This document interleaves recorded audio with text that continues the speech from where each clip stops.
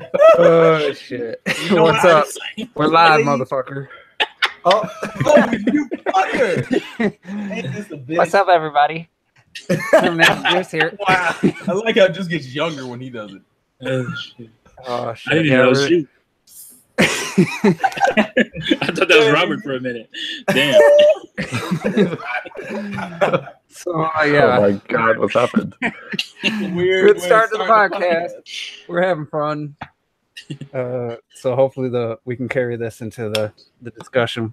Got 0 topics for you guys, so we're just gonna bullshit the whole time. No, actually, hit up the video game movie discussion at the end, but let's start with just some recent news and a video that uploaded today we can talk about, and that's we found out what Panic Button's game is, and it's Warframe, which a game I wasn't familiar with. I had heard the name, but I've never seen gameplay footage. Not a huge title. I was a little let down because, you know, my expectations were Panic Button was going to work on another major, in my opinion, like a major title, like a Doom or something awesome like that for me. So Warframe was disappointing, but T made a video discussing some reactions that we get every time this happens. And remember Minecraft coming to the Wii U? Mm-hmm. Oh, you guys are just excited now. It's coming to the Wii U. You never cared about Minecraft before. If you picked this up on the Wii U, you're hypocrites because you could have played it somewhere else. That kind of bullshit. That I think that was Leveled Head Gamer that actually said that about Minecraft. Minecraft people even dared to say nobody's gonna buy that shit. Yeah, and it's like it's already made it. It's already sold what it's gonna sell. And it does like 1 million on Wii U and probably over 1 million on Switch. So Warframe come out. I was one of those people unaware of the game. I had heard somebody say the name, I'm sure, at some point. Maybe it was nominated for an award, or I saw a review headline or something. That's all I knew of the game. Saw the trailer for the Switch announcement. It's like, yeah, it looks pretty cool. I don't know, no idea what kind of game it is. It's third person, and there's like, it looked like what Devil's Third should have been, between shooting and sword gameplay, kind of like melee combat. And I was like, yeah, it looks pretty cool. And then I found out it's a co-op, multiplayer type of game, free to play, where it's absolutely free. You could get everything in the game just by playing it, apparently, and you don't ever have to pay. It's crazy. But obviously people do pay because otherwise they wouldn't have paid Panic Button to port this game. So first, let's just get everybody's reactions. Have you heard of the game? Have you played it? What was your thoughts coming to Switch? And to find out that's the Panic Button game that they teased last month. So let's go to Robert first, because I know you played the game. So why don't you start? Yeah, so when I first bought my PS4, that was kind of like the first game that I played. It was free on there, so I downloaded it and I played a good amount of it, and I really was enjoying it. But then other games came out and I started playing those. And it didn't maybe hook me quite as much. Probably a lot of it due to the fact that I was playing it solo. But it's actually a really damn good game, Warframe. And a lot of there's a lot of new updates that come out obviously over the past years, and now they're updating even more, where apparently it's gonna have like space battles and shit. So it's pretty cool for free to play game. That's insane. And I'm pretty excited that it's coming to Switch. And I know people again, this whole thing is like, oh, fuck you. You can't be excited. Hey there, buddy. Fuck you. But it's like no, it's gonna be cool that it's coming to Switch, and that we're gonna all be able to play again. It's another free game, so you have no excuse not to download it. That we can all play together for game night, and it's gonna be even more enjoyable than the last time because we're all gonna be playing at the same time, and so it's gonna be really damn cool. And I'm excited. I'm looking forward to Warframe. I think it's a pretty good choice, actually. Not bad. All right, let's go to Clocked It next. What was your knowledge of Warframe beforehand and finding out it's coming to Switch? Yeah, I mean, I've actually played it very briefly, not loads myself, but I thought it was all right. Just another free-to-play, first person, or it was a first-person, third-person shooter hack and slash that I dabbled in very briefly on the PC. I kind of like don't care if it's coming to the Switch or not, because I didn't think too much of it. But I just don't understand, like what we're talking about, all of the trash talk about games coming to this platform. And I'm sure we'll probably get into this a bit later on or whatever. But why would you hate on a game coming to a platform, and then especially hate on people who haven't even heard of that game or haven't even played the game before, or might have even heard of the game before but hasn't got around to playing it, and now it's on their platform of choice. They're like, oh yeah, I'll give it a try now. It's just bonkers to me, and I just I've been kind of quiet on Twitter, kind of seen all this talking, but sometimes you just want to go flip mode, don't you? Just wade in and just destroy some absolute muppets who you actually end up following on that website. But yeah, Warframe, like I said, I'm not too fussed about it. But once again, it's another game coming to the Switch, another multiplayer game. It's online. This is what the platform needs. So let's go. And if everyone else gets it, I'll jump on, because I'd rather play with friends than just randos. So yeah, that's all I pretty much have to say about Warframe, really. What about finding out that that's what Panic Button had been working on? Were you disappointed at all? No, not at all. I think Panic Button will be, as we know, they're being commissioned for a lot of games.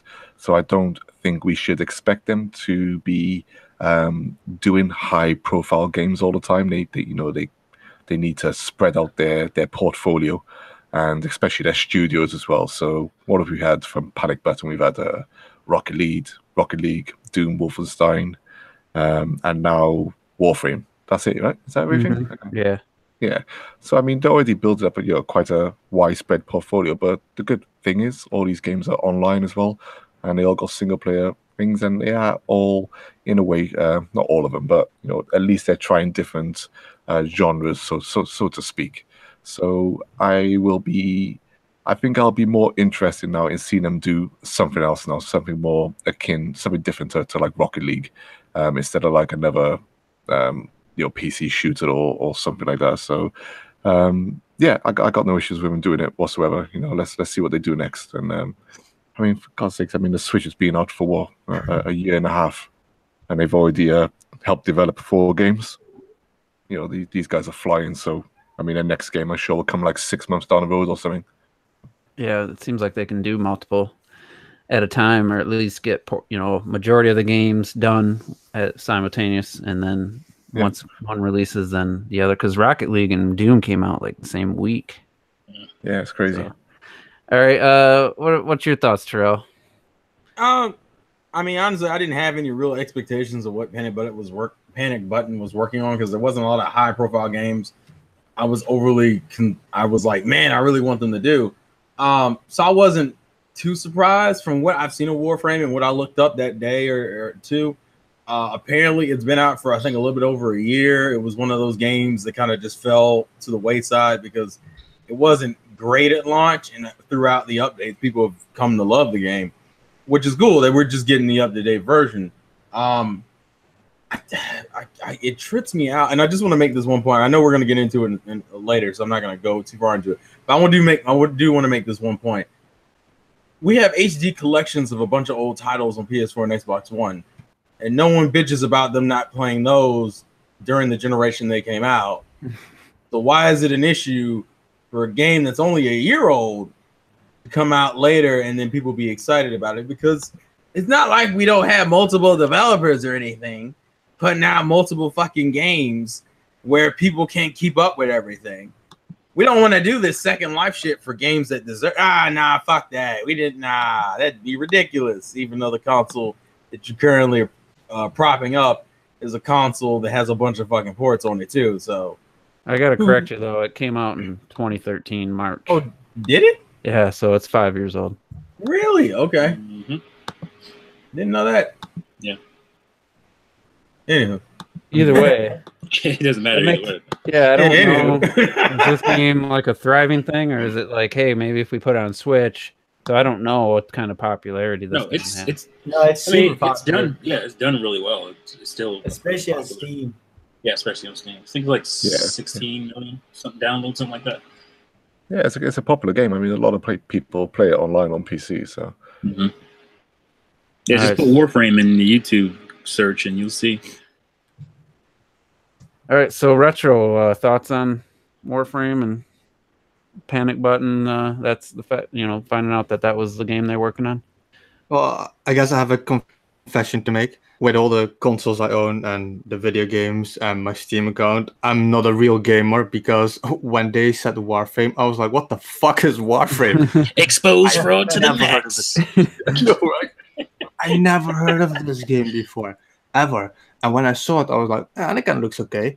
And then I saw that was the game Panic Button was working on. I'm not gonna lie, I was pretty disappointed because I saw this and I was like, oh man, okay, I didn't need it to be Fallout, but so far, because Panic Button has basically worked on like high-class shit, I was expecting more, but they'll be doing more either way. And for the rest, I don't really mind. The game actually looks kind of fun. I probably will download it just to play it, like not on my Steam, on my Switch, because my Switch can go anywhere. Like I don't care, but. A lot of people seem to have an issue with the fact that the game is like free to play, which is something that I don't get, because somehow in people's mind, if it's free, it's like it's tainted or something. But especially in this day and age, when you have like shit like Fortnite and everything, games that are free, full experiences where you don't need to pay for and everything, they're full games. I'm going shit like Fortnite. I like it. I like jumping out of the plane. I don't like the running as much, but shit like Fortnite it's a full-fledged game. It's bigger than some games we get these days with to pay $60. So I don't get that issue about it. I blame mobile phones for that. You know, it's that mentality. You know, where because I get affected by it sometimes as well. That whole, you know, whether it's free to play or pay to win and all this stuff.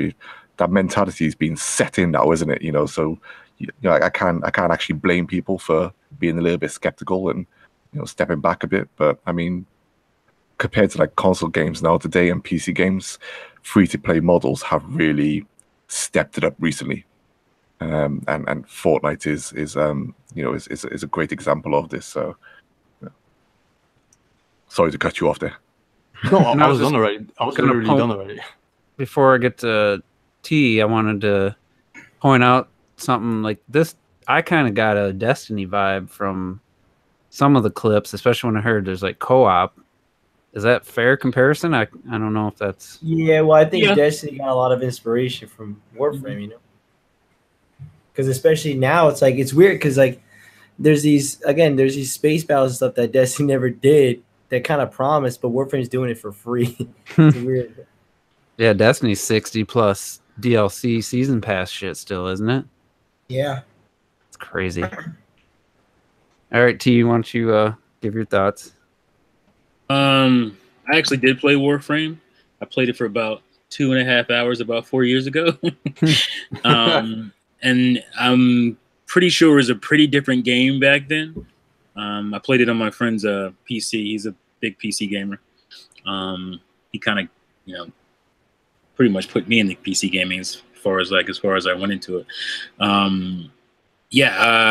Like I was kind of overwhelmed at that time because, I was basically visiting and we just, let's jump on this game. I've been playing Warframe. I'm like, all right, cool. But in that setting, you can't really get into something.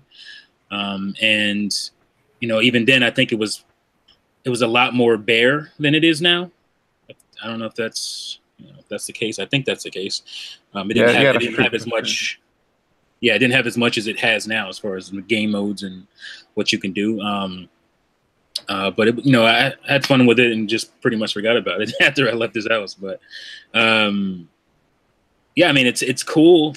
I wasn't overly excited because when I first heard about it, but the more I hear about what it's in the game now, I'm like, oh, that's cool.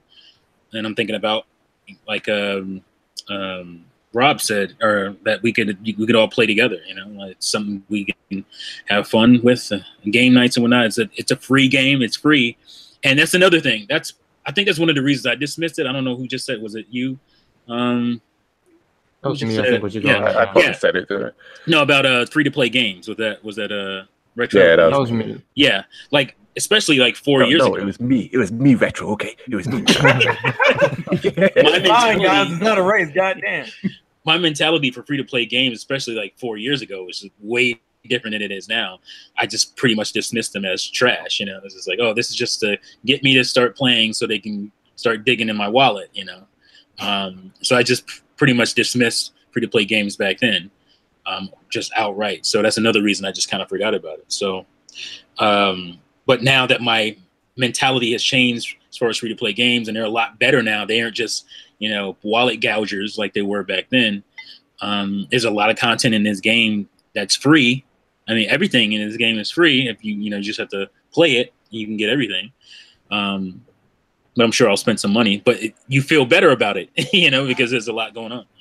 I guess, are we going to talk specifically about the reaction to people being happy about this, or is that's what I was going to get into next. Okay, so I'll save it. I mean, it started all, like I said, it started back with Minecraft on the Wii. Yeah, this isn't anything new. This just happens every time Nintendo gets new support, which is one of the biggest things people cry about, is that Nintendo doesn't have any support. We get it, and then, you guys are happy about games you should have bought if you wanted to play it, you could have played it 4 or 5 years ago. So everybody, all those PC gamers, you should have bought Xbox One or PS4 by now if you're waiting on Monster Hunter Worlds. You're frauds for buying that game. You should have went out and bought a console. Right? It's the same logic. So it's the same. It's like saying, like, all those people who bought who were chewing out it's how, like, you got that PC elitist mentality and stuff, and when Half-Life 2 came out, you can go so far back with some stuff.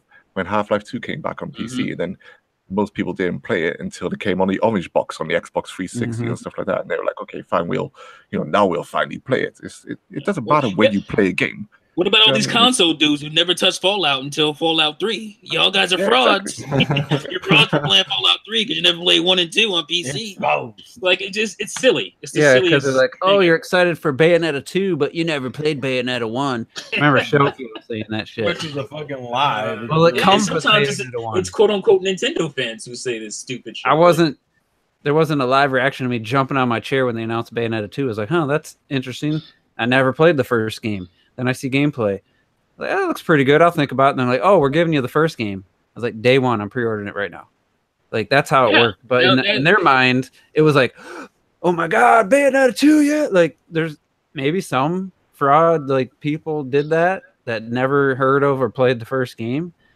But the only people I saw getting super excited for Bayonetta 2 were people who, like, obviously had played Bayonetta 1 back in that day, for example. I had played it. But I remember... what's funny about... Oh, sorry. I was just going to say, I just remember at least Shokyo and Black Baron both basically calling out people for being excited for Bayonetta 2, not having played the first game. I'm like, I don't know who these people are that you think were excited. Strange. What's funny about the whole Bayonetta thing is that on one side you have those people that said, but you never played the first one, so how dare you be excited for the second one? But then you had people who were the biggest Bayonetta fans in the world, but they'd rather kill themselves than buy a Wii U. They said that. It's like, come on, like. Yeah. And what about all these Witcher 3 frauds who didn't play 1 and 2? Or Witcher 3 is the greatest game of all time. Did you play 2? No. Are you a fraud for not playing that game? Or did they even know of the Witcher series? I didn't even know of the Witcher series until a lot of people didn't even know of the series until 3. So is there something wrong with them? No. We're really just pointing out the obvious answer is just hypocrisy and double standards. Like, I mean, it's just like this false elitism based around. See, I'm more of a gamer than you because I played this obscure franchise. That's what it all comes and the problem with that is, I'm like, guys, do you think gaming is like 6 games a year or some shit? Right. You think everybody has? If you think everybody has what would that be? 300 plus another 250 for a PS4, another 250, I guess, for Xbox One. It's like $1,000. I got $1,000 and then another $1,000 for a PC to play all these fucking games. It's not how this works. Some people are just now getting into gaming. That's why, you can when your subscribers buy your consoles. So that's a little different. It's a little different. You can play everything. You can play everything when you have subscribers that buy all your games and consoles. Hey man, chill. Listen, I'm just saying. Listen, we already ain't making no money, T. You're gonna get us in trouble. So the most recent example of a major, especially like PS4 owners who don't have an Xbox or PC. So they couldn't be excited for Rise of the Tomb Raider when that came out a year later. Like, I wanted to say that one too, yeah. They couldn't be excited for that game? Like they were supposed to buy an Xbox or get a PC with a graphics card or something, like, because that game is pretty demanding. If you didn't have a rig that could run it, you're not gonna be able to play it. Like, I don't understand, like T in his video, like it only applies to Nintendo fans when this happens. It's fine in any other situation. it's fine when Lego City Undercover came to PS4, Xbox One, and PC, and after it was a Wii U exclusive. You know, there's probably not a ton of people super excited about it, so it wasn't. But I don't see a ton of people super excited for Warframe. I see more people trying to say, like that whole, well, if you're excited for this game now, you know, why weren't you excited for it before? Like, because I never even paid attention to it before. Now it's a game I know I'll be playing for free and I can try it out. I might not like it. I'm not excited for it, but I might end up liking it like I did Fortnite. And I just don't understand. I mean, we can go around and around and around, but fact of the matter is I just don't understand why it's always been Nintendo. Well, because Nintendo's been viewed in the bottom of the barrel since probably, I would argue, somewhere between the GameCube and the Wii. Definitely the Wii, but I don't know if the GameCube was into that. I think I would probably argue maybe the latter half of the GameCube. For whatever reason, Nintendo became like the third stepchild. You know how people always say, Nintendo will always be a secondary console. No one ever will buy a Nintendo system as their primary console.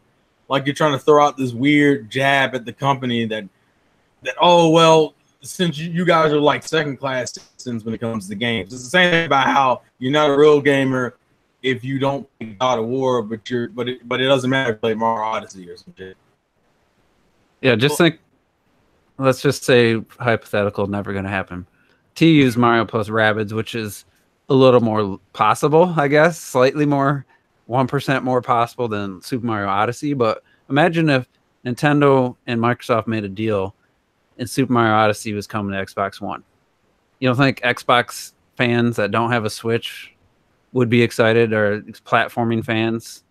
They can't, or let's say it went to PS4, not Xbox. Like, that's a better example. You don't think they still argue which was better, Super Lucky Tales or the Mario Odyssey? Get the fuck out of here. But you don't think there'd be a big chunk of PS4 owners who would pick up the game, who would never buy a Switch, never buy a Nintendo console, but would buy Mario Odyssey and play it? Like, I mean, we can point out the hypocrisies, but it still happens every time. The next game that gets announced like this, we're gonna get the same idiots saying the same shit, and I don't understand it, honestly. Because you have to change the mentality of a bunch of fucking gamers. That's the core of the problem. I do understand. Okay, quote unquote gamers. They're probably, let's just say there might be some YouTubers, I'm probably not subscribed to them, who like had the most reaction to find out Warframe. Maybe they did a live reaction and just like were screaming or something. Mm-hmm. There's some fake people out there who are going to pretend to be super hyped. I don't know if Obi-Wan had a video, but I imagine if he had a video about it, I don't know if it was a live reaction though. He would be like super excited for it, and he probably really was, wasn't that excited. If there's a bunch of people doing that shit, then yeah, I could understand a comment like that. Like, why are you so excited this game's coming to Switch when it's been out for 5 years? But I just don't see a lot of people with this overexcitement for this. Well, to be fair, I still don't think that. I still think that's not a valid argument, because if maybe you're not excited, maybe you enjoyed the game, but you're excited that you get to play it on a portable console. Yeah. With the Switch, it's not just like a simple. It's not just a simple. Oh, I'm just excited because of the game. I'm also excited because now I can take the game anywhere. Or the fact that Switch is getting more support. It could be that base. Like, oh, this is a new game from a company that hasn't made a Switch game or anything like that. Mm-hmm. Can you not be excited? Because this is a problem that people always complain about when it comes to Nintendo. Oh, there's not enough support. Now, well, here's some support. People are excited about it, but you got to get angry about that. Like, you get what they finally give you what you say you want. And you have to find a way to shit on that too. And it just says it's I'm gonna make you feel bad, son. You ain't gonna feel good today. Right. It's just like they're trying to shit on your parade. It's just like I'm black enough. I don't. To me, it's just anti-Nintendo propaganda. I gotta give a shout out to at Roy Relapse. He just posted Meza T. Nintendo fans being happy about new support for Switch games makes some people angry. He linked that, but then he said, average video gamer in 2013, haha, the Wii U is dead. It has no third-party support. Average video gamer in 2018, stop getting hyped about third-party support, you frauds. That's great. That is great. I wish I would have thought of that.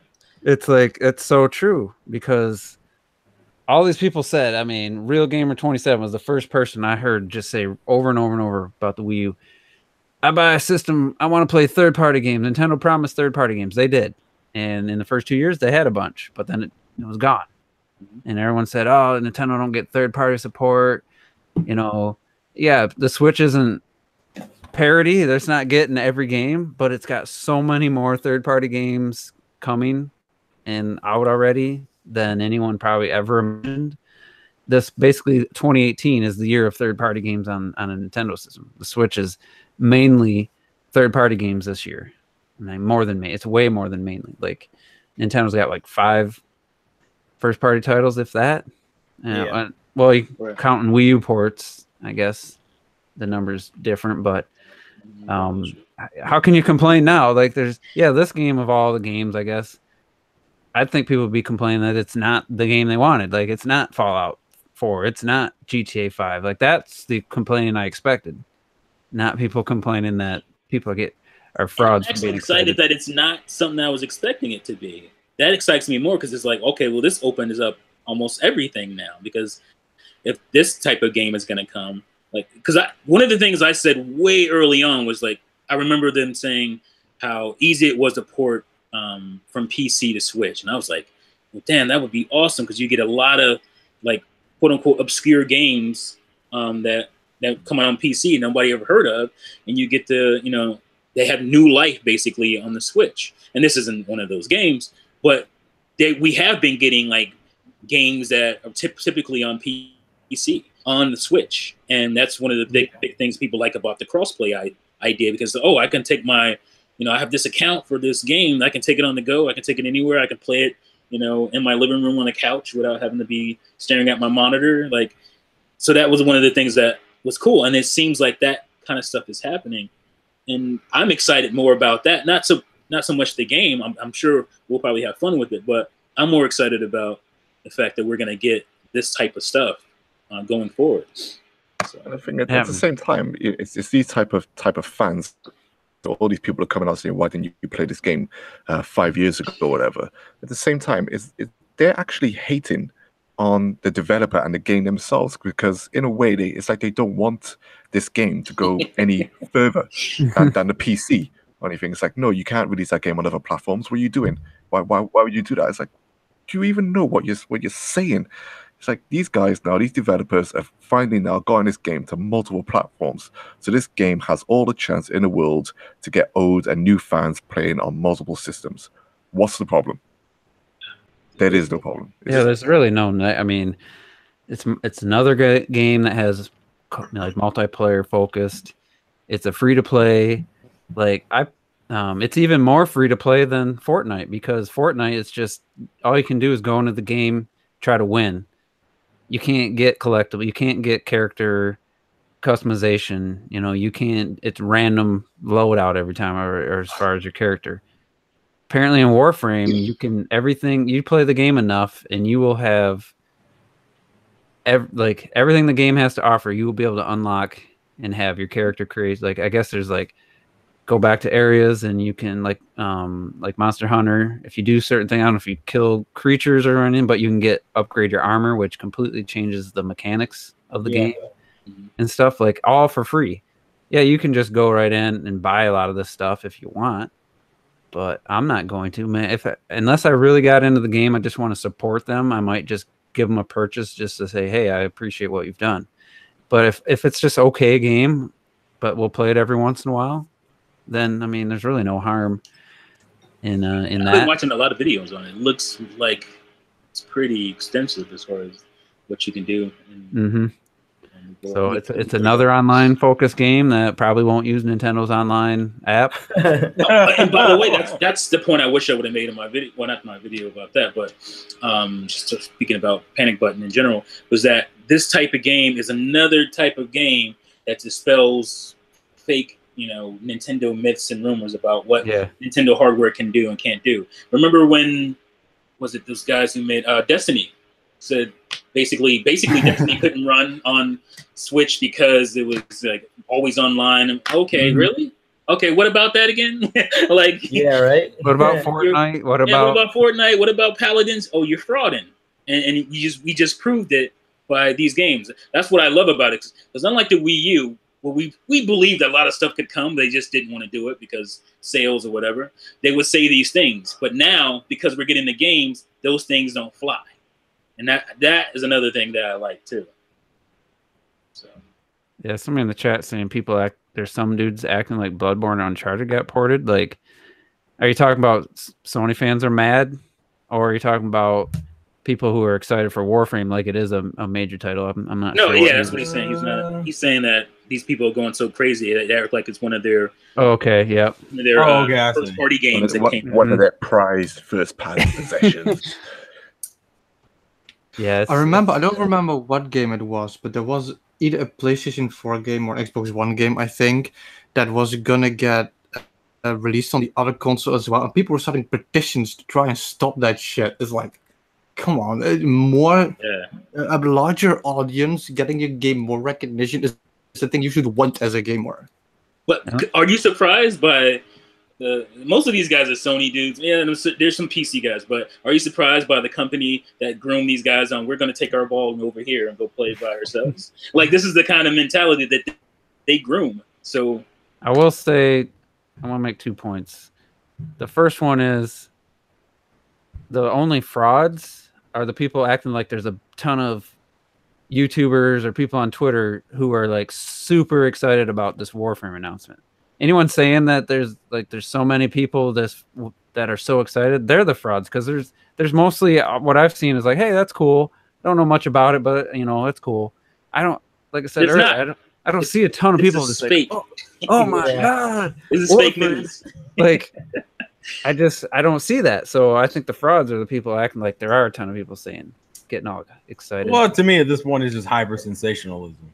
Yeah, like, let me exaggerate something for the sake of trying to make a point valid, and then so everyone can go like my post or go like my video and shit, because I made a generalized statement and no one can really disprove because of the one reference I use, or the one fake idea I use. Like, who exactly are you talking about? Put a video together showing what the guy said before and what he's saying now, and then you'll have something. But unless you're doing that, you're taking a piece of this fan said this, and a piece of this fan I don't like said that, and you're making it in like, oh, all these guys are excited. Like, hey man, that's a hell of a sandwich though, isn't it?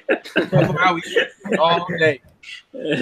So I mean, if it's a cool co-op experience, I see Nia saying in the chat that it's the game Destiny should have been. I've heard that a lot, actually. Yeah, I heard that too. So a free-to-play game, online only type of co-op experience that apparently couldn't be done on the Switch, coming to the Switches. Do we know what kind of release date, a window or anything? I would bet it's somewhat soon, maybe in the next couple months. Yeah, I would say 2018. That's coming soon. You think probably like September or some shit.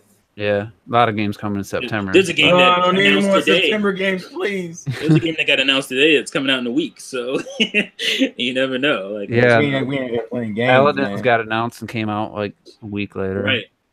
So Fortnite came out the same day, wasn't it? Fortnite the same day.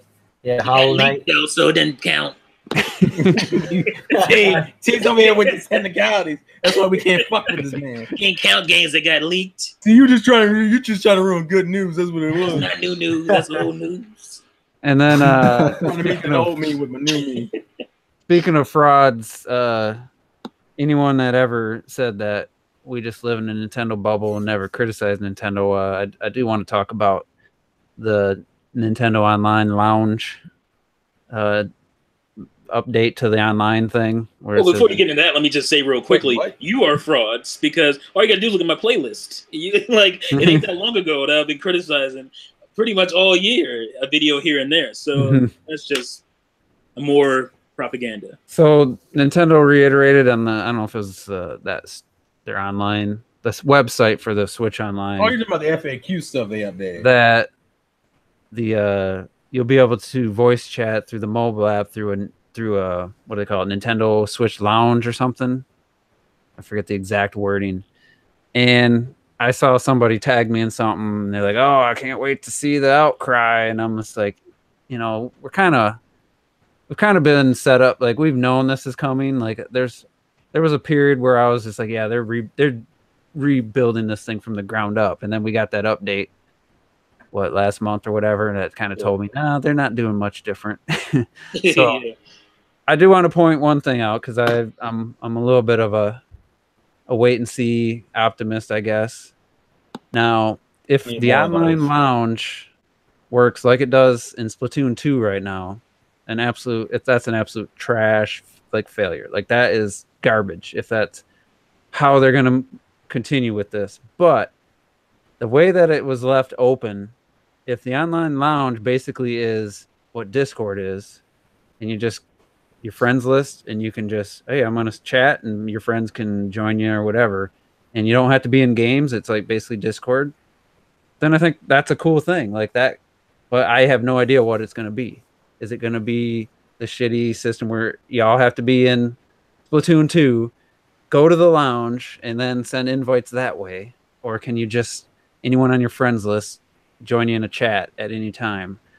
I think that would be like those two options.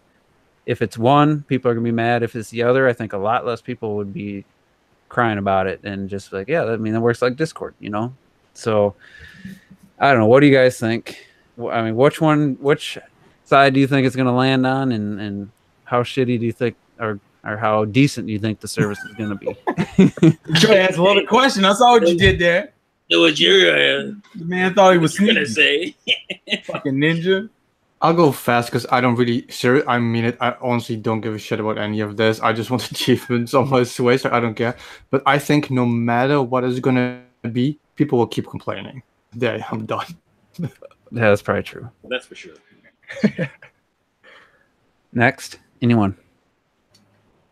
Yeah, I'll go.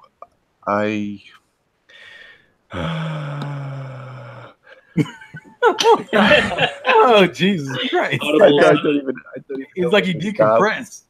I don't even know where to start with him. You know, I honestly, I'm not expecting much anymore, and you know, I know that's bad, and I just honestly not expecting much anymore. So I'm expecting this online lounge thing to be a group chat thing where we could all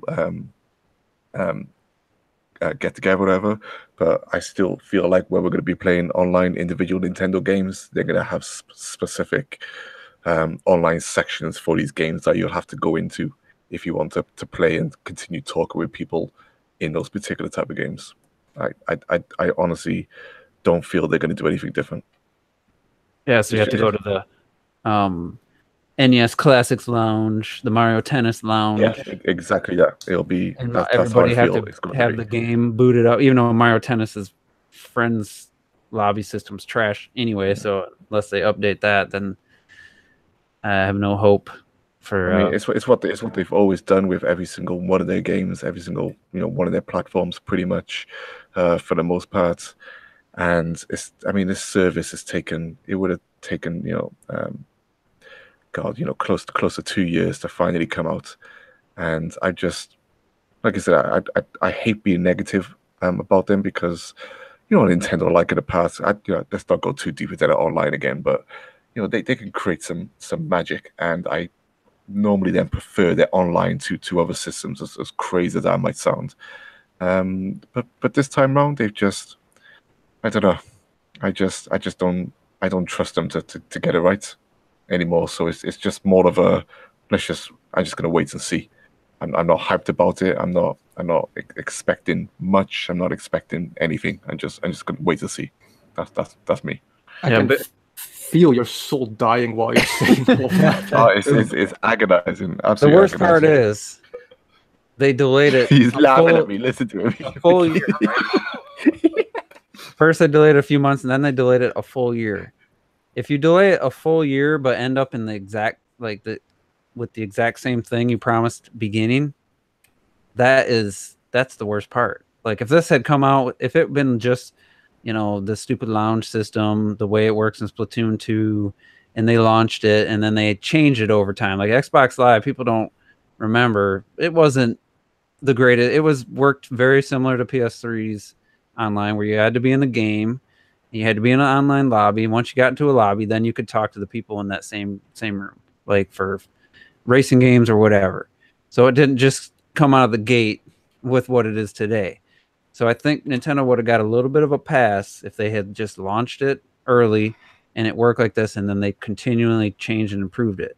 But the fact they took it off the board for a year, promised it would be, I forget the phrase they used, worth people's weight or whatever. You know, that's when they basically needed to deliver more. Once they said that, and once they delayed it. Yeah, I mean, I can honestly just see them rolling up, and you'll have their NES program, and that's I mean, in Nintendo's mentality, that's going to be a big thing to them. You know, I can see it just being a big thing to them. Yeah, here we go, guys. You know, use your NES games, your first 10 NES games. Guess what? You can play these games online, and it's only £9 a month. Whip, whip, whip, you know, whatever. And you know, they'll chirp on about that. And then in terms of us actually communicating and stuff, like I said, I can imagine it just being per game still, instead of you just remaining in that lounge, joining whatever game and still chatting away. It doesn't matter what game you're in. I could still imagine you being segregated from people into these separate lounges, and they'll see that as fine, because they'll see it as those games individually online, allowing people to talk. The voice chat will be there. There'll be some sort of communication there, but it'll still be, like I said, segregated somehow. And like I said, like the guys in the chat, you'll say, my spirit is broken. They have destroyed me. Yeah, because like if they somehow do something that no one would expect, and it works like Discord, you have your friends list, and you chat, and you have a general chat, and then you say, all right, let's all boot up. Trying to think of a game like Smash Brothers. All right, let's all boot up Smash Brothers and jump into the Smash Lounge. And it just happens seamless. All right, I'll go there and you guys come follow me. And then all of a sudden we're talking, like, instead of it just being a generic, hey, chat service where you don't ever have to like go to a specific lounge. I could see them wanting to at least have it tied to a game at some point. But I should also be able to just, if it did this and nothing more, I think people wouldn't be happy because they're still mad they're using their phone, even though they use their phone for Discord just fine, or their computer. But if you could just chat and say, all right, let's go play Smash, and then you just had to jump into the Smash Lounge or something and wait for everybody to get there, like it takes a few seconds and all of a sudden you're in the Smash Lounge. I think that would be, hey, that you know, it's not the best, but that's a good start, you know. But it's not going to work like that, because Mario Tennis Aces showed me and reminded me that even though ARMS has one of the best lobby systems I've ever seen in a multiplayer games, but easily for fighting games especially, that then they follow that up with basically Wii Sports Club and Mario Tennis Aces. So that's the problem, is they don't, and maybe this Switch Online launching, and maybe from moving forward, every game after this, they'll be a little more unified. I don't know. We'll have to see, but let's get Robert. What's your take? I know, you know, you gamed on PC. You had PS4, PlayStation Plus for the longest time. Like, what's your thoughts on what Nintendo's going to do, and if this lounge is really just basically what the Splatoon 2 beta was? I think it's going to be exactly that. I think I totally agree with you guys. Like, nothing's going to change, and it's going to be so damn dumb. And let's be for real, we're just going to use Hangouts or Discord. And it's like, to be fair, like every time I even on PSN, like when someone invites me to like something there, like a few weeks ago, I was joining a party on PSN, and I'm like, yo, why can't we just use our phones? And like, why are you gonna use your phone? I'm like, I don't know. We all have a phone. Like, let me just use my phone. I don't know. I'm so used to just using, because your PS4 controller lasts 3 hours. That's why you would. Oh, you savage! It's facts. It ain't hate. It's just facts. It's just I'm so fucking light, man. Yeah, damn light. But it's like I'm just so used to just having it on a separate thing anyway, where I don't even care. You know, that this whole lounge thing is going to be garbage. It's going to be stupid. It's going to make no sense. But they're going to do it anyway, and we're all going to pay for it because we all just want to play online. we don't really care about that part. It's like, no, you know what I mean? So it's like, Depends on which games, because not all games will you'll be yeah, unless required. but Mario Kart is, you know, stuff like that, you know. I would be so shocked if Smash isn't on there. If Smash isn't on there, then I might just even hold I on ain't to it. getting it. Yeah, like if Smash isn't on there, so you might as well just hold on and be like, Oh, well, I'm not gonna get it when it launches. The latest I'll get it is in December because that's the only game. The earliest, Smash, you mean? The earliest I'll get it is December because Smash is the only title right now, the only Nintendo title that I give a fuck about playing online. Luckily, I don't have to do that for the games I'm overly playing. I don't know. I'm fucking. I'm actually glad they delayed it though because they gave me another year of free online and I didn't have to deal with this shit. yeah, but Where you at in the Pocket Rumble streets? Terrell, where you at in the Pocket Rumble streets? I ain't seen you. I ain't seen you. Don't even lie. Listen, I was playing the fucking game. He's out here. T was like quiet this weekend. All right? Terrell was playing pocket pool while playing Xenoblade. I have a video. The stream is up on the channel. Damn it. That's what they call Pocket Rumble. Yeah, I was playing Pocket Rumble. Shit. That's a weird.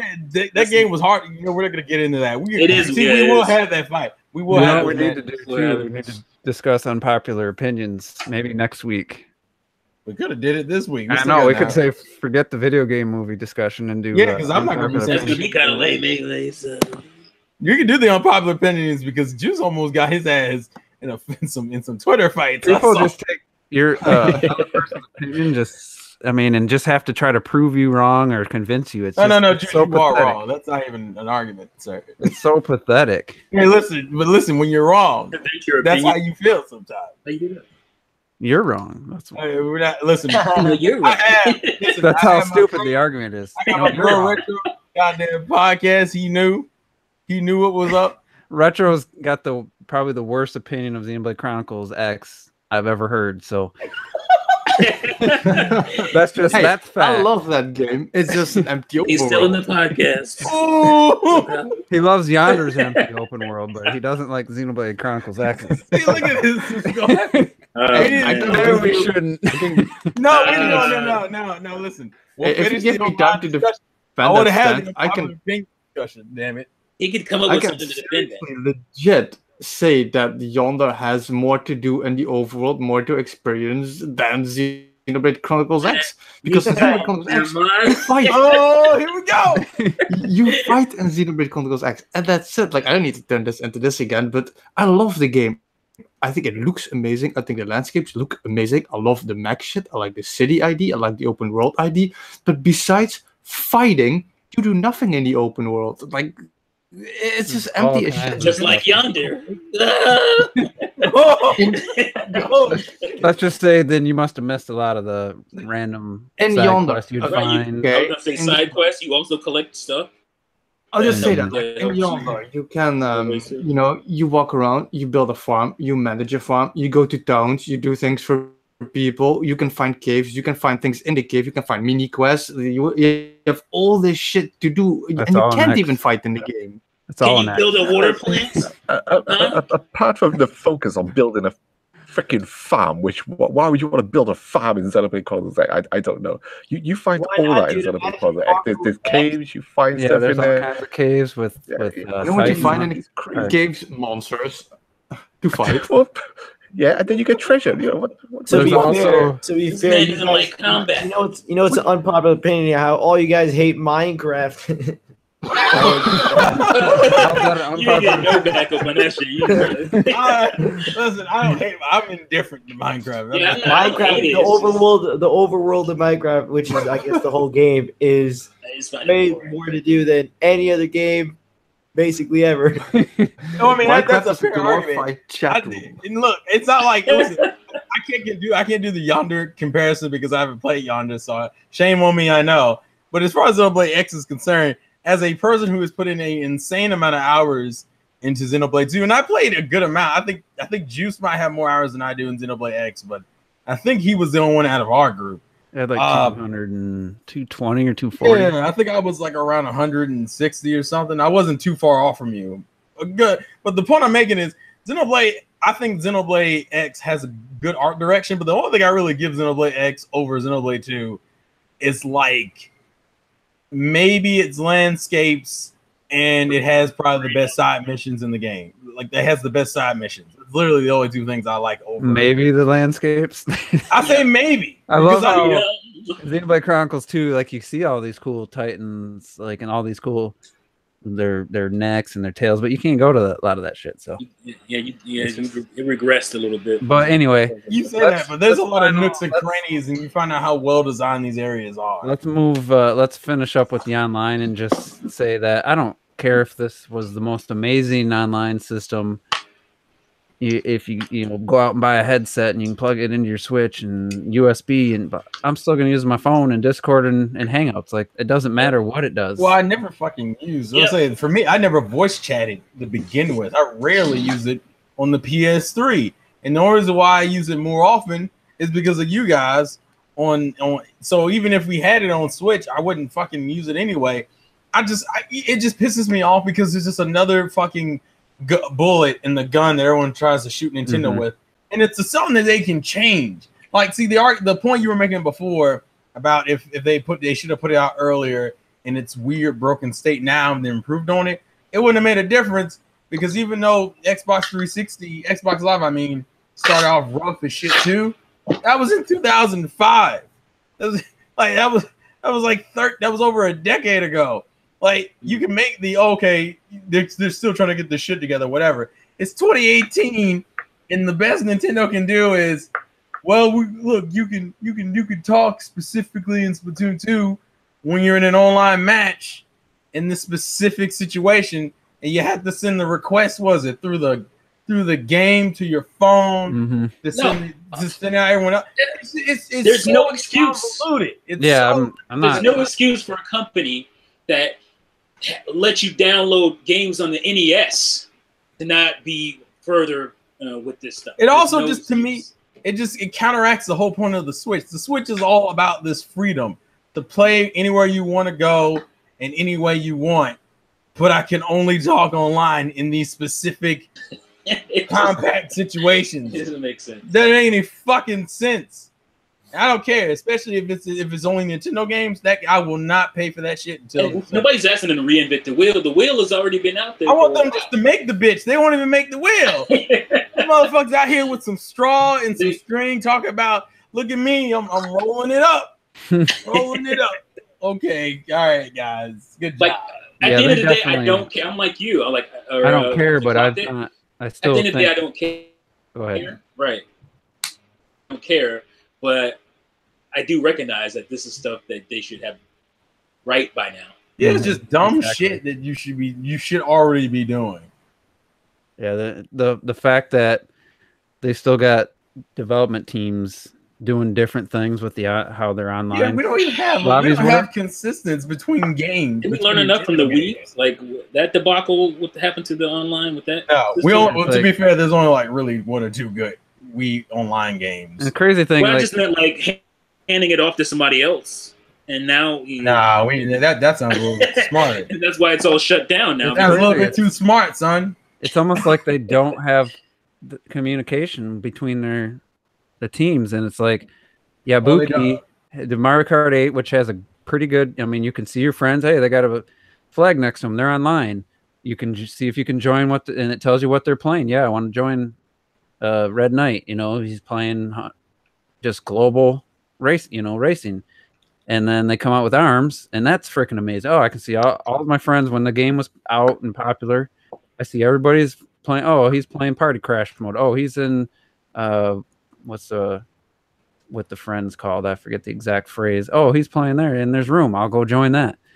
And it was just that's how it all should be. Blueprint. You take the coding from that, it worked so well, and you move it to your next game. No? Yeah, imagine Mario Tennis Aces if you could have like 10 friends in a lobby. And, all right, T Juice is playing Terrell right now, and you could see, he's up, 34 or 30 love in one set, and while you're playing, you could see. Quickly hit a button, just see how everyone's doing or something, and have a tournament there or something. Jump in and watch. Like, to be fair, Mario Tennis is Mario Tennis is probably the most offensive to me because that game seems like half of its appeal and half of the push they even mentioned in the directs about it was the fucking online. Right. And it's not even set up well. We're not even talking about good. We're talking about well. It should be as good as ARMS. But it's not. See, it's dumb that we're still going through this weird thing.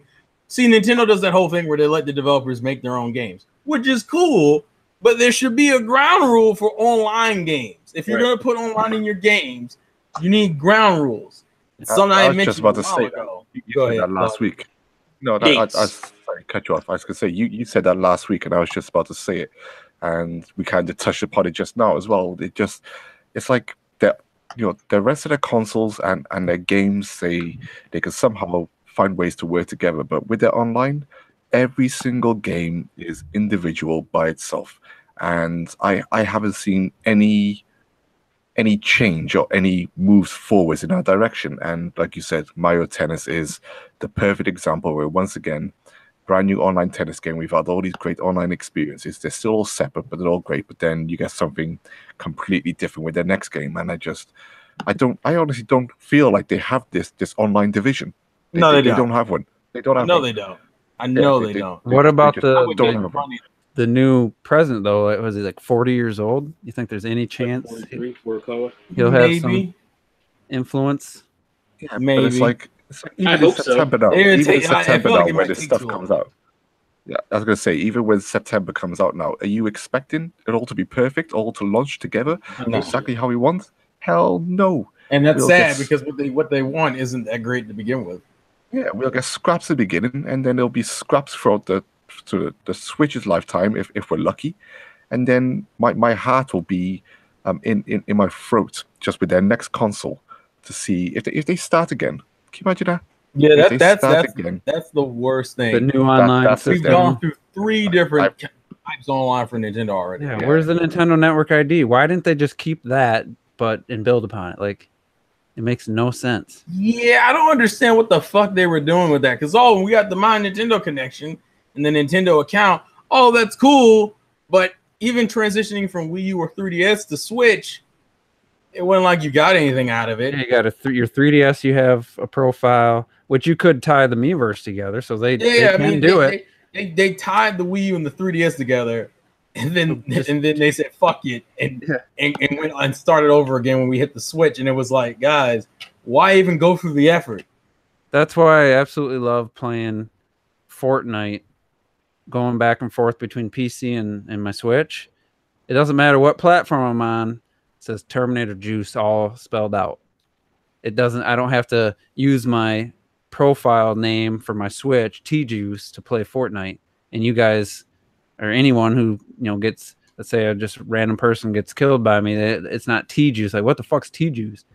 Like, what is it? That makes no sense if you don't know the whole name, which still doesn't make a lot of sense. But still, seeing that my full name out there for the first time ever on a Nintendo console, well, other than Call of Duty on the Wii U, which used your Nintendo Network ID, every Nintendo game used your Mii name. Even Smash Brothers, Mario Kart, they all used your Mii name, and that was annoying. Now it's basically your console, your profile. So before you got your kids' other Switches, you had multiple profiles on your Switch, and whatever name of that profile, that's the name people see when you play online. It's like, why not have? Why? Because you could just change that. You could create a second account out of the blue, and that's the name that appears on Mario Kart 8 Deluxe or ARMS. Like, it's no longer the same. Like, you could easily create some separate name. No one would ever know who you were, and play on that same Switch. It makes no sense that it's just. I just want to make this point. I don't know if you guys would agree, but I'll throw it out here. I think the 3 best Nintendo online games we have right now on the Switch would be Splatoon 2, ARMS, and Mario Kart 8 Deluxe in terms of features. Mm-hmm. Is that a fair assumption? Yeah, I agree with it. Yeah, just being able to see who's your friends that are in the game playing and what they're playing. Like, that should be the fact that Aces doesn't have that. And what trips me out is even between those 3 games, there's still this random variation between those games, like how Splatoon locks you out of, you can only do group battles with either 4 people or 2 people if you go through the effort of leveling up to a league or some shit. Or how ARMS doesn't have like traditional tournament mode in it, but Mario Kart kind of does. Like, why even between our best games online feature wise, there's no consistency. Well, that one's tougher because it's like Halo versus Forza. Like this, it uses your same account, but they don't have all the same features. They're not going to all have the same modes and stuff. So different games, the exact same. I'm just talking different about games going to have different modes. The only thing the thing that is across the board though is the party chat system and your messaging. Like so if the Switch should just get a messaging system or something, and we're still using friend code, for God's sakes. It just, I don't know. It's not like it's not the worst thing in the world. And the Switch with the whole Twitter and Facebook integration, even the Wii U and 3DS integration, where I can grab friends from my Wii U and 3DS from my Switch to add them as friends. It's cool as shit. Yeah. It's like this random cool thing I can do that I can't do on any other console, but I can't message them. I know. I've said it for years, man. Nintendo, they're so disjointed. Like you want to praise them for something, but they did. It's just like it's such a disconnect sometimes. Yeah, it's such a weird thing to be really good with. It's like, oh look, me and you are connected on Twitter, and you also have a Switch account. I'm gonna add you, but I can't message you though. I've been saying this. That's what I think is the weird thing with Nintendo and their online shit. Like all these games use completely different modes, completely different ways, and I feel that why don't you just take what they learned from ARMS, take what they learned from Mario Kart 8, and build something better instead of keep trying to completely make something new that is almost worse every time they do it. Yeah, because unless the game has a heavy focus online, it seems like an afterthought depending on the game. And that's the most egregious thing is that we can't even message people. But I can add them from Twitter though. It's insane. Almost inexcusable. That's inexcusable. That's insane. Well, it's such weird, dumb shit. And there's one friend on my friends list who used to communicate on Miiverse. That Miiverse is gone. I don't know her. Never followed me on Twitter or YouTube. I only knew her. She was from Germany. And we used to send like weekly messages. About the end of time. And it's just like, oh yeah, she got a Switch a few months ago. Fun, man. We added each other. I think she sent me the friend request because I didn't, I would have had to look and just happen to see her on there. And that's it. I can see the game she's playing, and she's got a lot of time Splatoon 2, and that's it. I can't say, hey Anya, how's it going? How are you liking the Switch? Just something. Yeah. Nintendo is blocking potential relationships around the world. I could be flying to Germany to meet this girl. You wouldn't be talking, Juice. Yeah. You can change something else. They're kind of cock blocking is what they're doing. They cock blocking. I have no idea. Like but you never know. That could have been a thing. You don't know. You know the sad thing. I was just kidding, by the way, because we're all I'm flying to fucking Germany. I don't even have a passport. You don't have a passport? But that's the point is, like, why can't I just say, hey, Miiverse is gone. How you liking Splatoon 2? What do you think of it compared to the first game? Well, how do you like, and I forget the other game she's playing, Xenoblade, I think. How you like this game? Playlist and everything. God damn. You do that shit. What else can you do with your friends list on there? The sad thing is Miiverse was like was a true honest effort from them. And just because the console failed, they just said fuck everything. And I was like, come on, guys. Yeah, that was such a you were good, you were close. You were I remember having debates with the Miiverse haters. Like, oh, it's so I don't use it. Well, no wonder you don't like it. I think Retro's one of them. Were you? No, I like Miiverse. Jesus fuck. Oh man, leave the boy alone. It's real too. Tossing on every fucking train you could find now and shit. And he's like, I only used it a couple times. Right after he just said how he doesn't like it or it's not great. It's I'm like, you don't use it. If you used it, you would understand that it is really cool. And maybe it was too much work, but they didn't have to remove it completely. And I actually used to do a lot of I used to do a lot of drawing on Miiverse and shit always. I used to love drawing. Like I put so much time and effort into shit always. I used to talk to developers and everything on it. It was great. It was like Nintendo Yeah, that was Twitter. other bullshit. I used to Like, get you're left banned, dude. It was awesome. Robert, really, Robert? You used to be a fucking demon, is what you used to be, and then you got banned. Yeah. Mr. Yeah. Bitch Dick. We remember Because that. of Xenoblade. Yeah, Bitch Dick. Dude. Best name R.I.P. ever. Yeah. I'm gonna name That one of was my good. characters Bitch Dick in the next game I get a chance to. Can't be a Nintendo game, obviously, but I'm gonna do it.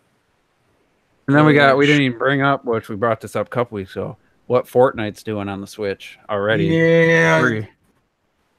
Like, yeah, you can't message somebody until they're in your party. Like, as soon as they join your party, you can hit the minus button or hold it and type messages and do voice chat.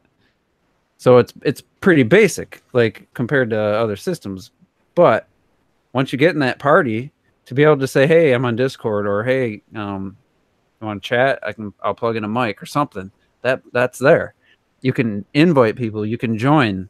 Sometimes people join, you're about to do a duos, and all of a sudden you got a third person, and like, I guess we're doing squads, that kind of stuff. But it's all there through the Switch, and with the right accessories, you can have a wireless headset.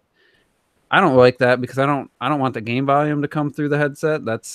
So I mean, like I said, it's pretty basic. It's not just, I can't just say, hey, I want the chat only to come through that headset. I still want the game audio to come through my speakers. That's not an option. So it's like, for me, I got a one ear headset with mic, so I'm going from surround sound to mono, in one ear. So it's definitely not ideal. But that's when you upgrade your headset, sir.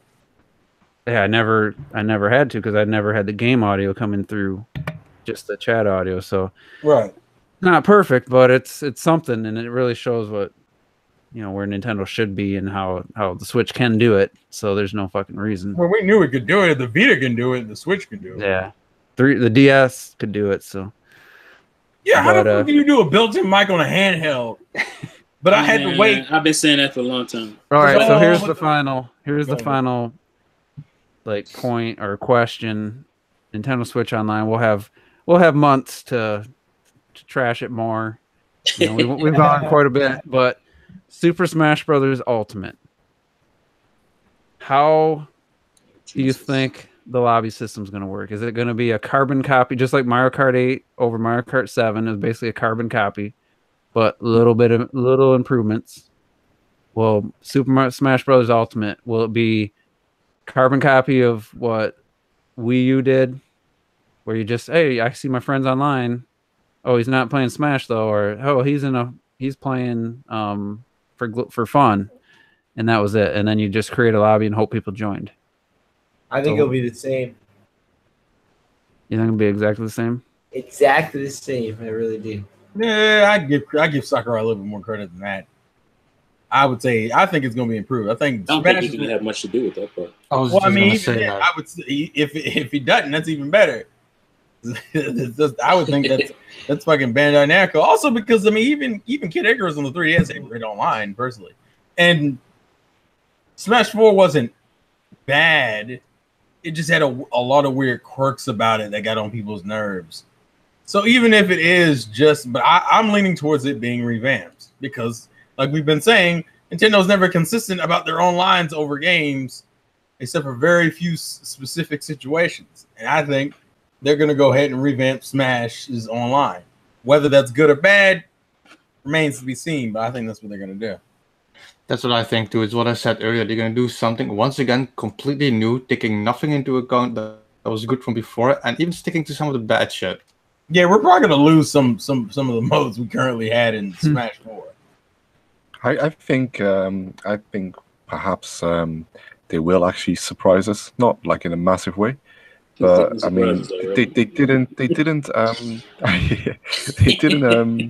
I mean, through the whole of E3, I'm trying to remember the whole 25-minute video. They didn't mention online once, right, for this game. Other than saying getting the Mii's ready for them.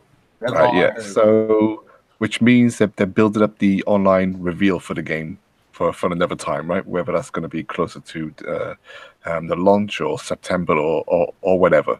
So I feel like they will be focusing quite heavily, and maybe an individual direct solely on the online for Smash Bros. Ultimate. So do I feel that it's going to be just like for glory and what was the other mode? Sorry, just for fun, for glory. Yeah, for fun, right?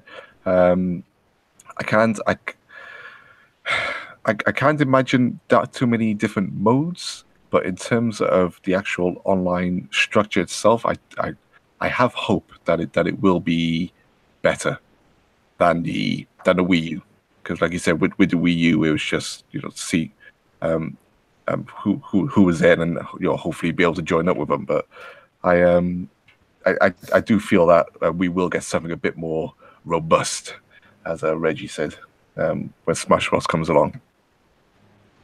Just because we haven't seen it. Yeah. I would say Smash Brothers will be like ARMS. It'll be like one of the greatest online systems, and we'll never see it again.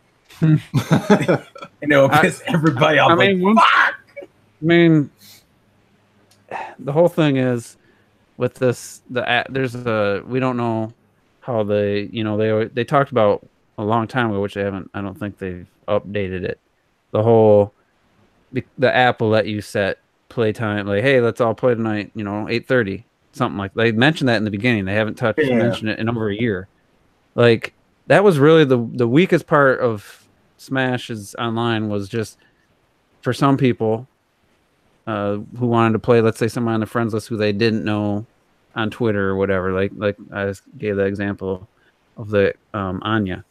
So if the app at the very least just says you can do game invites or you can message, then hey, I'm gonna be playing Smash in about an hour, not having to use Hangouts or Twitter, you can just use Nintendo's thing and get your friends list, even people you don't have their Twitter names and stuff, and let them know you're playing. Once you got in Wii U, like once you had your 3 friends in a lobby, it was fine. Like, you set the, hey, let's play four stock, or let's play time, or let's play items, turn off items, turn on Pokemon. Like, you could do all that stuff. There's all that customization, and it was fine. And once you were in the group, it was getting to the group when you had to use third-party stuff to get to that.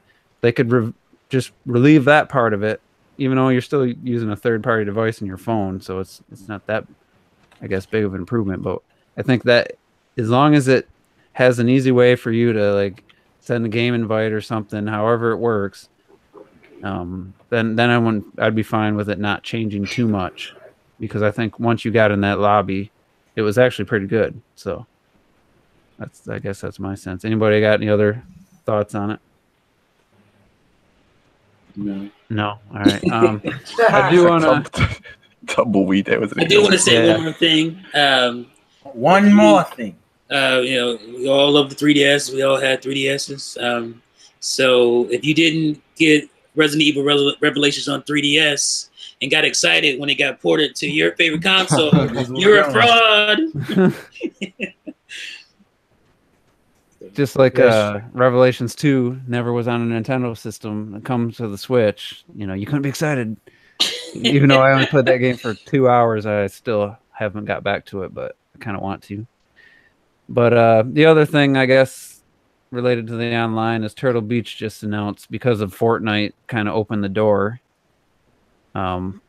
Quoting this article, which is kind of clickbaity, because after I read it, they're planning a massive lineup of headsets for Switch now that Fortnite opened the door for in-game voice chat. So they said something's going to hit in July. I think it's a wired one.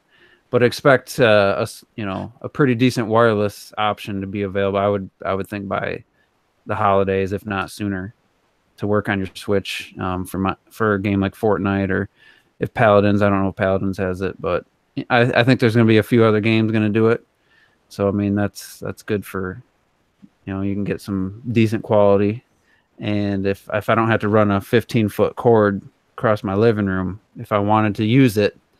I would consider picking up a wireless one if it's a good quality. So hopefully more games will do it. And I have no doubt in my mind that Fortnite's going to be free, not be part of the Nintendo Online, even when you have to pay.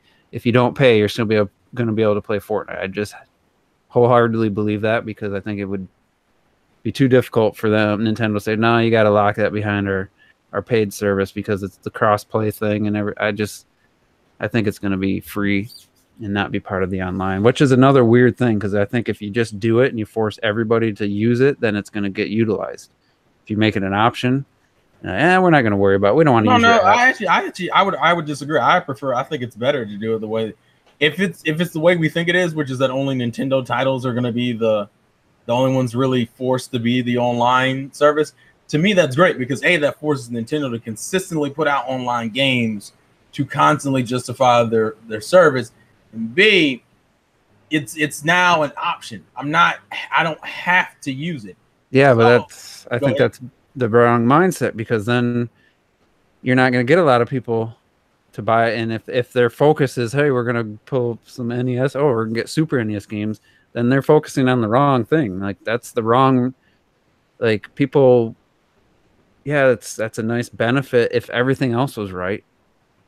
But I think by letting people not use it, they're basically handicapping the service just right there. Because if I can play Fortnite and Rocket League and Paladins and Warframe without paying for Nintendo Switch Online, they're really just hamstringing themselves. I guess my thought process is more is it forces them to do better with that service. If they want to justify that service to the consumer, and now that you've given this consumer an option, it now becomes a question of, are you making that service the best it can possibly be? And I would think that would speed up how quickly that service improves. When you force me to use it, people that you won't ever really know, because it's like, well, I have to use it to play Rocket League. Not that the service is good, I just have to use it. Whereas when I don't have to use it, you're trying to get me to use it, which means you get more promotion, more improvements quicker to make me want to use the service. You have to make the service appealing, and that's my thought process, at least, with it. Yeah, I'm almost of the mind if Fortnite and Rocket League, like, I mean, it would really cross my mind to just say, you know what, I'm not gonna give them my money with how it is right now. Even for Smash Brothers, like, I'll just wait to get Smash Brothers if they make some improvements. Like, I'm sure that won't happen. It does give me that in the back of my mind. I'm thinking, you know, will I get the service? Like, even for Smash Brothers, will I still pay that $20 for absolutely something I wouldn't use for any other game or anything? I don't know. It's interesting, but I guess let's just talk on this video game movie thing, because I know Robert's passionate moviegoer, clocked it, retro. I'm gonna go take a nap. Everybody but Terrell, basically, you know, pretty. Before we get into that, can we talk about one more? Go ahead. Because I know this is probably going to end the show, and I'm going to put Terrell to sleep. So let me, one more video game topic. I think I mentioned it already. That flip. I lost it. Never mind. Go ahead. No, I don't plan on this being a long topic. I wouldn't even mind if we wrapped up early. So what started it for me was first of all, I rented Tomb Raider, the new one with Alicia Vikander, and you know, heard the reviews how mediocre and everything. So I was like, you know what, for $3, I'll just rent it, and got nothing better to do on a hot Sunday. So I rented it, and I actually thought it was a really good movie. Like, yeah, it's not like film perfection, you know, it's not like the most sound film, but because my expectations were lowered, I actually thought, you know, this might be my favorite video game movie. And to some people that's not saying much, but actually there's a couple movies I actually think are guilty pleasures, I guess would be the best way to describe them, but still I find them very enjoyable. And the funny thing is, as soon as I got done with Tomb Raider, I turned on my cable box, and Prince of Persia was playing on the station I had it on, which was Sci-Fi Channel, which is my favorite video game movie. I know a lot of people hate it and think it's lame, but I don't know, something charming about the cheesiness of it, and I thought they captured between Dastan and the princess, like that banter and that their little tension and stuff stuff. I thought they captured that pretty well. So I thought, what the hell, there's been some really bad movies. T posted a bunch of what were they, movie posters of Street Fighter, and it's been a rocky road to say the least. So I just named two. Like after seeing Tomb Raider, I think it's definitely right there with Prince of Persia for me. But after that, it's a pretty rocky road. Like, yeah, Resident Evil, the first one's okay. What's the other? Actually, you guys said Mortal Kombat. I actually think DOA is a more enjoyable movie to watch than Mortal Kombat. It's TNA. That's why. It's like Because of the TNA. it's a more ridiculous movie, but I find it infinitely more rewatchable. That's just. It's really like they weren't taking themselves too serious, and you could tell. That's true. It's a fun movie, and it's it's not Dragon Ball Xenoverse or what? Not Xenoverse, Dragon Ball Evolution. Like it's a pretty watchable movie. Well, I think the movies that I pointed out, like Double Dragons and even Street Fighter. I think that was a different era. That was the era of, oh, well, this game's popular. Let's just make a movie. That's as far as they thought about it, and they didn't really take the property too serious. It's like, oh, this is popular. You can make some money off a movie, and that was it. I think at least it looks like with the latest Tomb Raider movie, and maybe you can go back a little further. Maybe you can say Prince of Persia. I think they took that a little bit more serious. I think now they take it more serious. They take the source material a bit more serious, and not just, oh, this game's popular, because that didn't help Assassin's Creed at all. That movie was god awful. Even Robert hated that movie, I think. Yeah, right? It was pretty bad. That's how you know it's bad. Yeah, I just think it was a different era. I think we will eventually get stuff that will knock off, the ones that we believe that were good movies, like Mortal Kombat. Like Mortal Kombat. No, hold up. I know Clark was going to jump in because he said something about it earlier. The thing I like about Mortal Kombat is that it at least knew what the game was about. You can tell that the people making the movie at least had some reverence for the game, because pretty much everything, and mostly important from the game was in the movie, and they cared about people's powers and everything was there. Unlike, Street Fighter, which didn't seem to care about the concept of street fighting or any of that stuff. It was like, oh, we got Van Damme, it's going to be kung fu fighting, we're done. That's all they cared about. Because like Mortal Kombat, it had like all the characters. They looked the way supposed to look combat in it. You had like the special effects with like Scorpion and Sub-Zero and shit, and like the suit stuff with Goro and the shit I thought it was perfectly done when I was a kid. That was like it is still one of my top 3 most perfect. It's almost a perfect video game. Goro looks like Goro from the damn game. Like he was. Let's have everybody list, if you don't have 3, but just 3 video game movies you actually enjoy, whether they're great films or just guilty pleasures. Let's just get a gauge of what movies you guys all like. So let's start with, I know Terrell, you probably don't have one. So. No, I don't. All right, let's go. Robert, you have 3 that. Obviously, we can't consider Ready Player One, right? Even though it's like we're talking about movies based on video games. Yeah, because that would crush everything. Obviously, because Ready Player One was a movie about video games and the video game culture. So, but for me, I used to really love the Mortal Kombat movie too when I was little. I haven't watched it since I was little, but I'll say that I really enjoyed it. So I'll put that as one of them. And honestly, I would put Tomb Raider as one of the 2. I think Tomb Raider it's kind of like one of those movies where it's really damn fun, and like I feel like they took that property serious and they actually made a pretty damn good movie out of it. And Alicia Vikander is a great actor. Like she does a great performance on it. Yeah. And she's really trying. Like it's not trying, and she's a serious actress. Yeah, it's like the subtle facial expressions and her eyes and stuff. Like I was very shocked. And Lyra-isms, like you said. Then also again, I haven't seen like a bunch of those older ones that where most of these movies were made. Like the Street Fighter stuff like that. But like I'm gonna have to go with Warcraft. I actually enjoyed Warcraft. Yeah, I mean, Warcraft's right there for me too. Number I 4. didn't think Warcraft. Warcraft. Dude, I like You mean the whole orc Warcraft? I was so bored, wasn't stuff. it? Really? Nah, I found it better than the Hobbit trilogy. I'll just say that That's not saying a whole lot. in comparison. I'm not So gonna comment on that right now. let's go retro death. What's 3 video Well, games? like I said, I already talked about Mortal Kombat. I used to love that as a kid.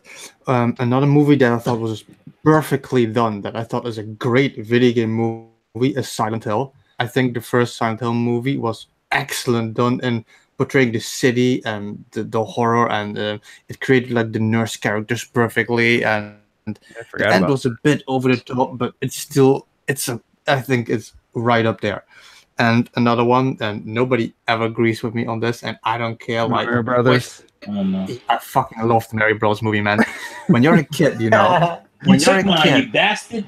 when you're a kid, and people think like, oh, we're gonna make a Mario movie, and you're a child. I was pretty young, I think, when it came out and shit, like preteen. I don't know I exactly. saw it a couple weeks ago. And people think like, how are you gonna make a movie? But I know it's not gonna be like an animated movie. And I was a fan. I love it still today of the Super Show. I love the Super Show. And this movie was basically the Super Show done better. I feel you have actual brothers living in an actual city, and I know they're not gonna go to the actual fucking Mushroom Kingdom and like go into pipes and that kind of shit. I wasn't expecting that, but you get like, okay, how do you make realistic people, you know, kind of like jump? So they gave them jump boots, and I thought that was a great idea. And you got like ball bombs that they were using, like little wind-up bombs and shit. And you had the fucking clown card at the end. You had all these references that they made together in in like a realistic type setting. And I personally fucking love that. The only thing I didn't like was how the Goombas looked, and still I understood why they looked like they did. And I don't care what people think. You Call it a understand guilty and you pleasure. accept- I thought that was a great fucking movie. I have to be So honest. you understand or don't understand why they look like that? What? You said you don't I understand or you do? No, it's not like I don't care why people hate it. No, the no. Goombas. I'm saying The Goombas. you do understand Oh, why they were like that, or you I don't? don't like how they look, but I understand in the context of the realistic setting why they look like they do. So I understand why they look like. You can't just actually have like mushrooms walk around, you know. You gotta make a villain and you gotta have enemies. And I figured, okay, so they're gonna make them like humanoid. Like I understand that aspect.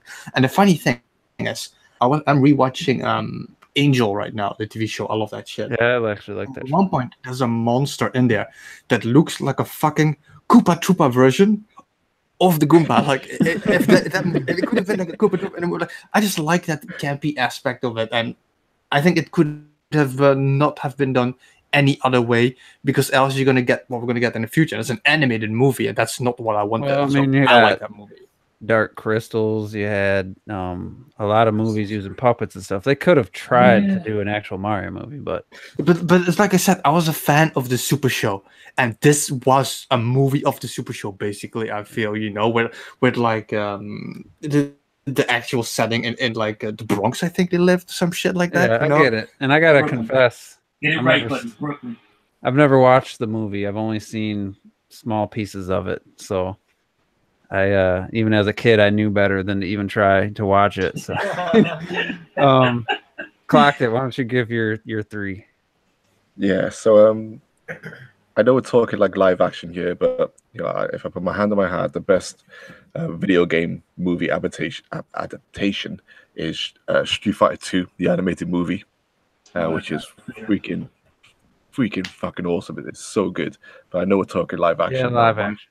Yeah, my favorite live action, you know, without a doubt, is Mortal Kombat, the first one. All the rest of them are absolute trash, but the first Mortal Kombat is just hype. And I just remember being in the cinema at the back, and when that theme song come on at the end, it was like Mortal Kombat. We were all standing up in the cinema, like doing shadow boxing and stuff. We were just like so hype. Anyone in front of us was just like knocked out cold. We were like Mortal Kombat. Well, that's fucking nuts. But I love you go back and watch that film now. Some of the choreography is still so good, especially the fight with like Liu Kang and Scorpion. No, Johnny Yeah. Cage and Scorpion when in the forest and they go into like that hell type of setting. and then you got Liu Kang versus Reptile when they go into Outland and stuff. That was cool. Yeah, choreography, and it gets you pumped up, man. That's what you want from a fighting movie, to be pumped up. So regardless of like Christopher Lambert and all the cheesy Raiden quotes and all that stuff, Mortal Kombat got you hyped as hell. They had all the special effects. I absolutely loved it. My second favorite is the original Tomb Raider film. Now, I actually liked Angelina Jolie as Lara Croft, at least in the first Tomb Raider film. I didn't like that cradle of fucking light or whatever crap that was afterwards. But the first Tomb Raider film, a lot of people chewed out, called it cheesy 90s and stuff like that. But in some respects, at least it stuck true to the nature of the game. And I love the fact that they decided to bring like those rock monkeys alive and have like that giant idol and stuff. That's a video game right there. Stone creatures coming to life and her blasting them and doing all that stuff. And I have that movie. Before you move on, I have that one on my 4th point list actually, and I personally hate Angelina Jolie. I thought the first Tomb Raider movie was so good, and I have it on DVD. So yeah, it was just enjoyable and got it on Blu-ray back. And then for my third film, I always bounce between. I know you're going to bounce between this. My third favorite film is Street Fighter the movie as well, the one with Van Damme, and I don't care how cheesy it is, how far away it strays from Street Fighter.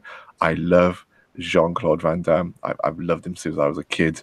He's one of my favorite on-screen martial artists. I'm not saying he's the best martial artist in the world, but when he's on screen, he's just got the charisma, the character, and some of my favorite martial arts movies like Kickboxer and Bloodsport, and and the ending theme to Bloodsport, Kumite. Oh man, it just gets me pumped. That is a great movie. Yeah, it's off the chain. But Van Damme, he carries that whole film, and Raul Julia, he makes one of the best movie quotes of all time. Say it about Raul. And when he's talking to Chun-Li, he's like, the day bison graced your village was the single most important day of your life, but for me, he's like, it was Tuesday. Tuesday. What about when he like covered his eye and he's like, well, I guess you didn't see that, did you? That's cold, man. I don't. Chun-Li was what was the actress that played Chun-Li? What was her name? What was Ming Na or something? Was it something like that? Yeah, she was in Agents of S.H.I.E.L.D. on Marvel's Agents of S.H.I.E.L.D. on ABC. It's the only other place I know her from. And then you had bloody Kylie Minogue there, who was absolutely horrendous at Cammy. You had the guy who played Zangief. And he's fighting Ehon and stuff. It's just so bad. Well, he was great. Though. I thought he was a great Zangief. But yeah, and he's all soft and stuff. He's like, oh, he's like the Zangief from Wreck-It Ralph, isn't he? Almost, yeah. But I actually do like that movie too. Bad. I just love it. And my wife bought it for me for Christmas. She goes, because I love buying the worst films. I love but hate. And films that like almost ruin things I absolutely love, like Alien versus Predator ruined everything I love about Alien versus Alien and Predator. So I had to buy the film. It's like, and you love Mario Bros. Movie. I absolutely hate it, but I own it and I watch it and I enjoy it because it's one of those films I just so bad and so cheesy you could just get absorbed into it and just accept it. And Street Fighter is one of those films. So yeah, technically, wouldn't Alien versus Predator count as a video game movie? No, it was a comic book first. The games were before the movie, though. It was based on the comic, and that's what. Yeah, it was just. Alien. I mean, Alien versus Predator was, but Predator was a movie first. Alien was a movie first. Yeah. Yes, but Alien versus Predator though was a game already before it became a movie. We don't have those loopholes in this discussion. Why would you even bring that up? Because that's even worse than anything we've already. Yeah, those are worse movies. So, T, what's your 3? I think they've already got them all. But the funny thing is that I like them for different reasons. Street Fighter was going to be one. Was going to be one of mine because actually, from a lot of what Clockton was saying, it was the performance of certain people. Obviously, I was a huge Van Damme kid, and seeing him in that movie was awesome. But you know, I couldn't. For me, I couldn't get over what they did to DJ and T-Hawk and Blanca. Oh my God! Every single character in the film. They just completely destroyed those guys. Man, Dalsim was like my favorite character, and when I was like, hey, when is Dalsim going to appear? When is Dalsim going to appear? And they have like this white doctor, and he explodes at the end. No, he's Indian. No, that guy's Indian. I've seen him in a ton of movies. He is Indian, yeah. Yeah, he's Indian. But he's maybe it's because of the coat. No, he's an Indian actor. I remember from a bunch of movies. He's in a lot of stuff. He's a character actor. He's been in tons of movies, but Dalsim didn't show up until the last 2 minutes of the movie. That was the problem. Yeah, and he spends his whole time looking after blancos, watching horrible movies. He just comes out of nowhere with no shirt up. He has his robe on the whole time, and just because there's like a spill, he took his shirt off. It just made no sense. It's like they just shoved it in at the end just to please the fans or something. It was just pretty silly. Second one would probably Mortal Kombat is definitely like one of my favorites. It's higher than probably Tomb Raider, but I was a huge Angelina Jolie fan, and Tomb Raider was pretty good. The first one was pretty good. Cradle of Life was utter garbage. Yeah, they seem to ruin video game movies. Their sequels don't follow the formula. Where they get bigger budgets and they do more, and like video game movie sequel seems to just be half the budget, and a bunch of characters or a bunch of people don't sign up again, and you get Mortal Kombat Annihilation and Cradle of Life. My favorite thing about the first Tomb Raider movie is that a lot of people don't remember that Daniel Craig, James Bond, is in it. With that horrible American accent. God, it's just god awful. It's terrible.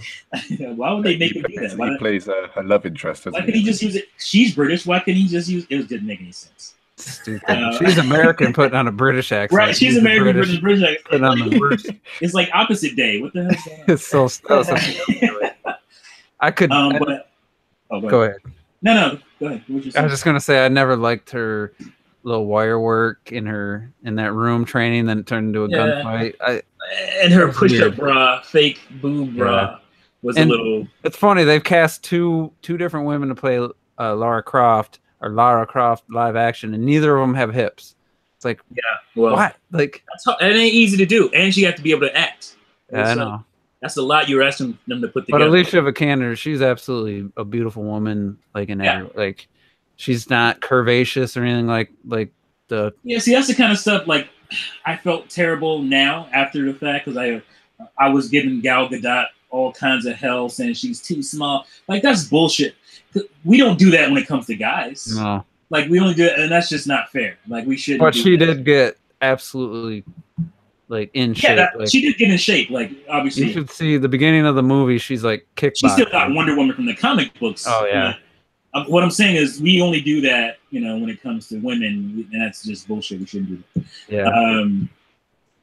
Yeah.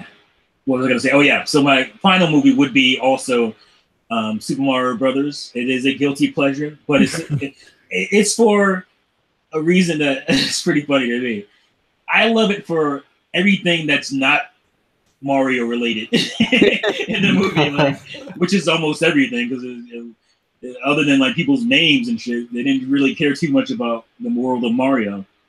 I love it for the fact that it's just this weird, like crusty, dirty, filthy, just like experimental film, because it had like Mushroom Kingdom. Like there's like electric cars that run on like wires, like that. Like there's a wire system where there's like electricity going into cars that are like from like something you'd see in like the Mad Max movies. It's like, what the fuck is going on? The movie just makes no sense as far as like Mario, but like I really feel like it was gonna be another movie, and they had all that, they had that whole set and all that stuff set up, and like, oh, we got the Mario license, and they just slapped Mario on that. I watched a mini documentary, or like I don't know if it was Chris Stuckman. So I swear I watched one where someone, maybe that was just your theory you were telling me, but I thought probably somebody say that. Yeah, I'm sure other people have said that shit too. It's just like you have a Super Scope 6 that shoots humans and turns them into monkeys. Like what the? There's some acid being taken. That's what. Like that movie was so bonkers. It was like it just Daisy was from Super Mario Land. Why is she? It was like they just took the book and like was reading it while they were falling asleep and drunk. As far as the Mario book, like you have to remember how big. You have to remember how big that movie was when it came out as well. It was, hype level wise, I was probably hype was through the roof. Yeah, but as hyped for that as I was for Mario Bros. 3 in the Wizard. That's how hyped I was for Mario Mania, man. It was just. I'm seeing like. Oh, King Koopa! I can't wait to see King. It's like Dennis Hopper with some weird, like hair gel. Like I like Dennis Hopper, but he's not King Koopa. And then you get King Koopa for about 2 minutes at the end of the movie, and I guess you kind of see. But see, that's what I love. Like that he becomes like King Koopa, and then that's what I'm saying. It's just that just looks like it's the clown card and shit. They took and they have the really bomb literal. there. Like they took the mushrooms literal. They had fungus growing out of a, like they had literal fungus, not mushrooms, but just fungus. That was the key. It was just, they were high, man. Like they were. Super All right, so high.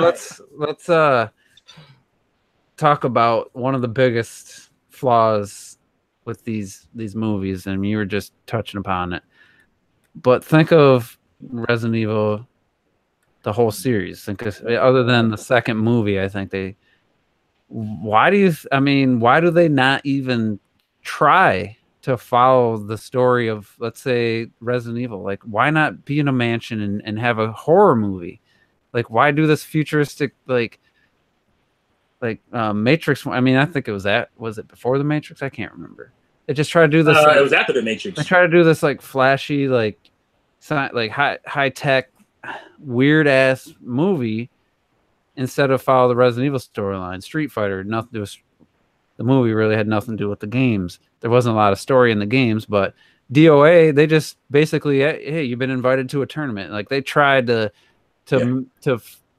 follow the story, but most movies don't. Like Tomb Raider, the new Tomb Raider took notes from the game, the newest games, but it wasn't a direct follow-up, which was fine with me. The direction they took it, I thought was fine.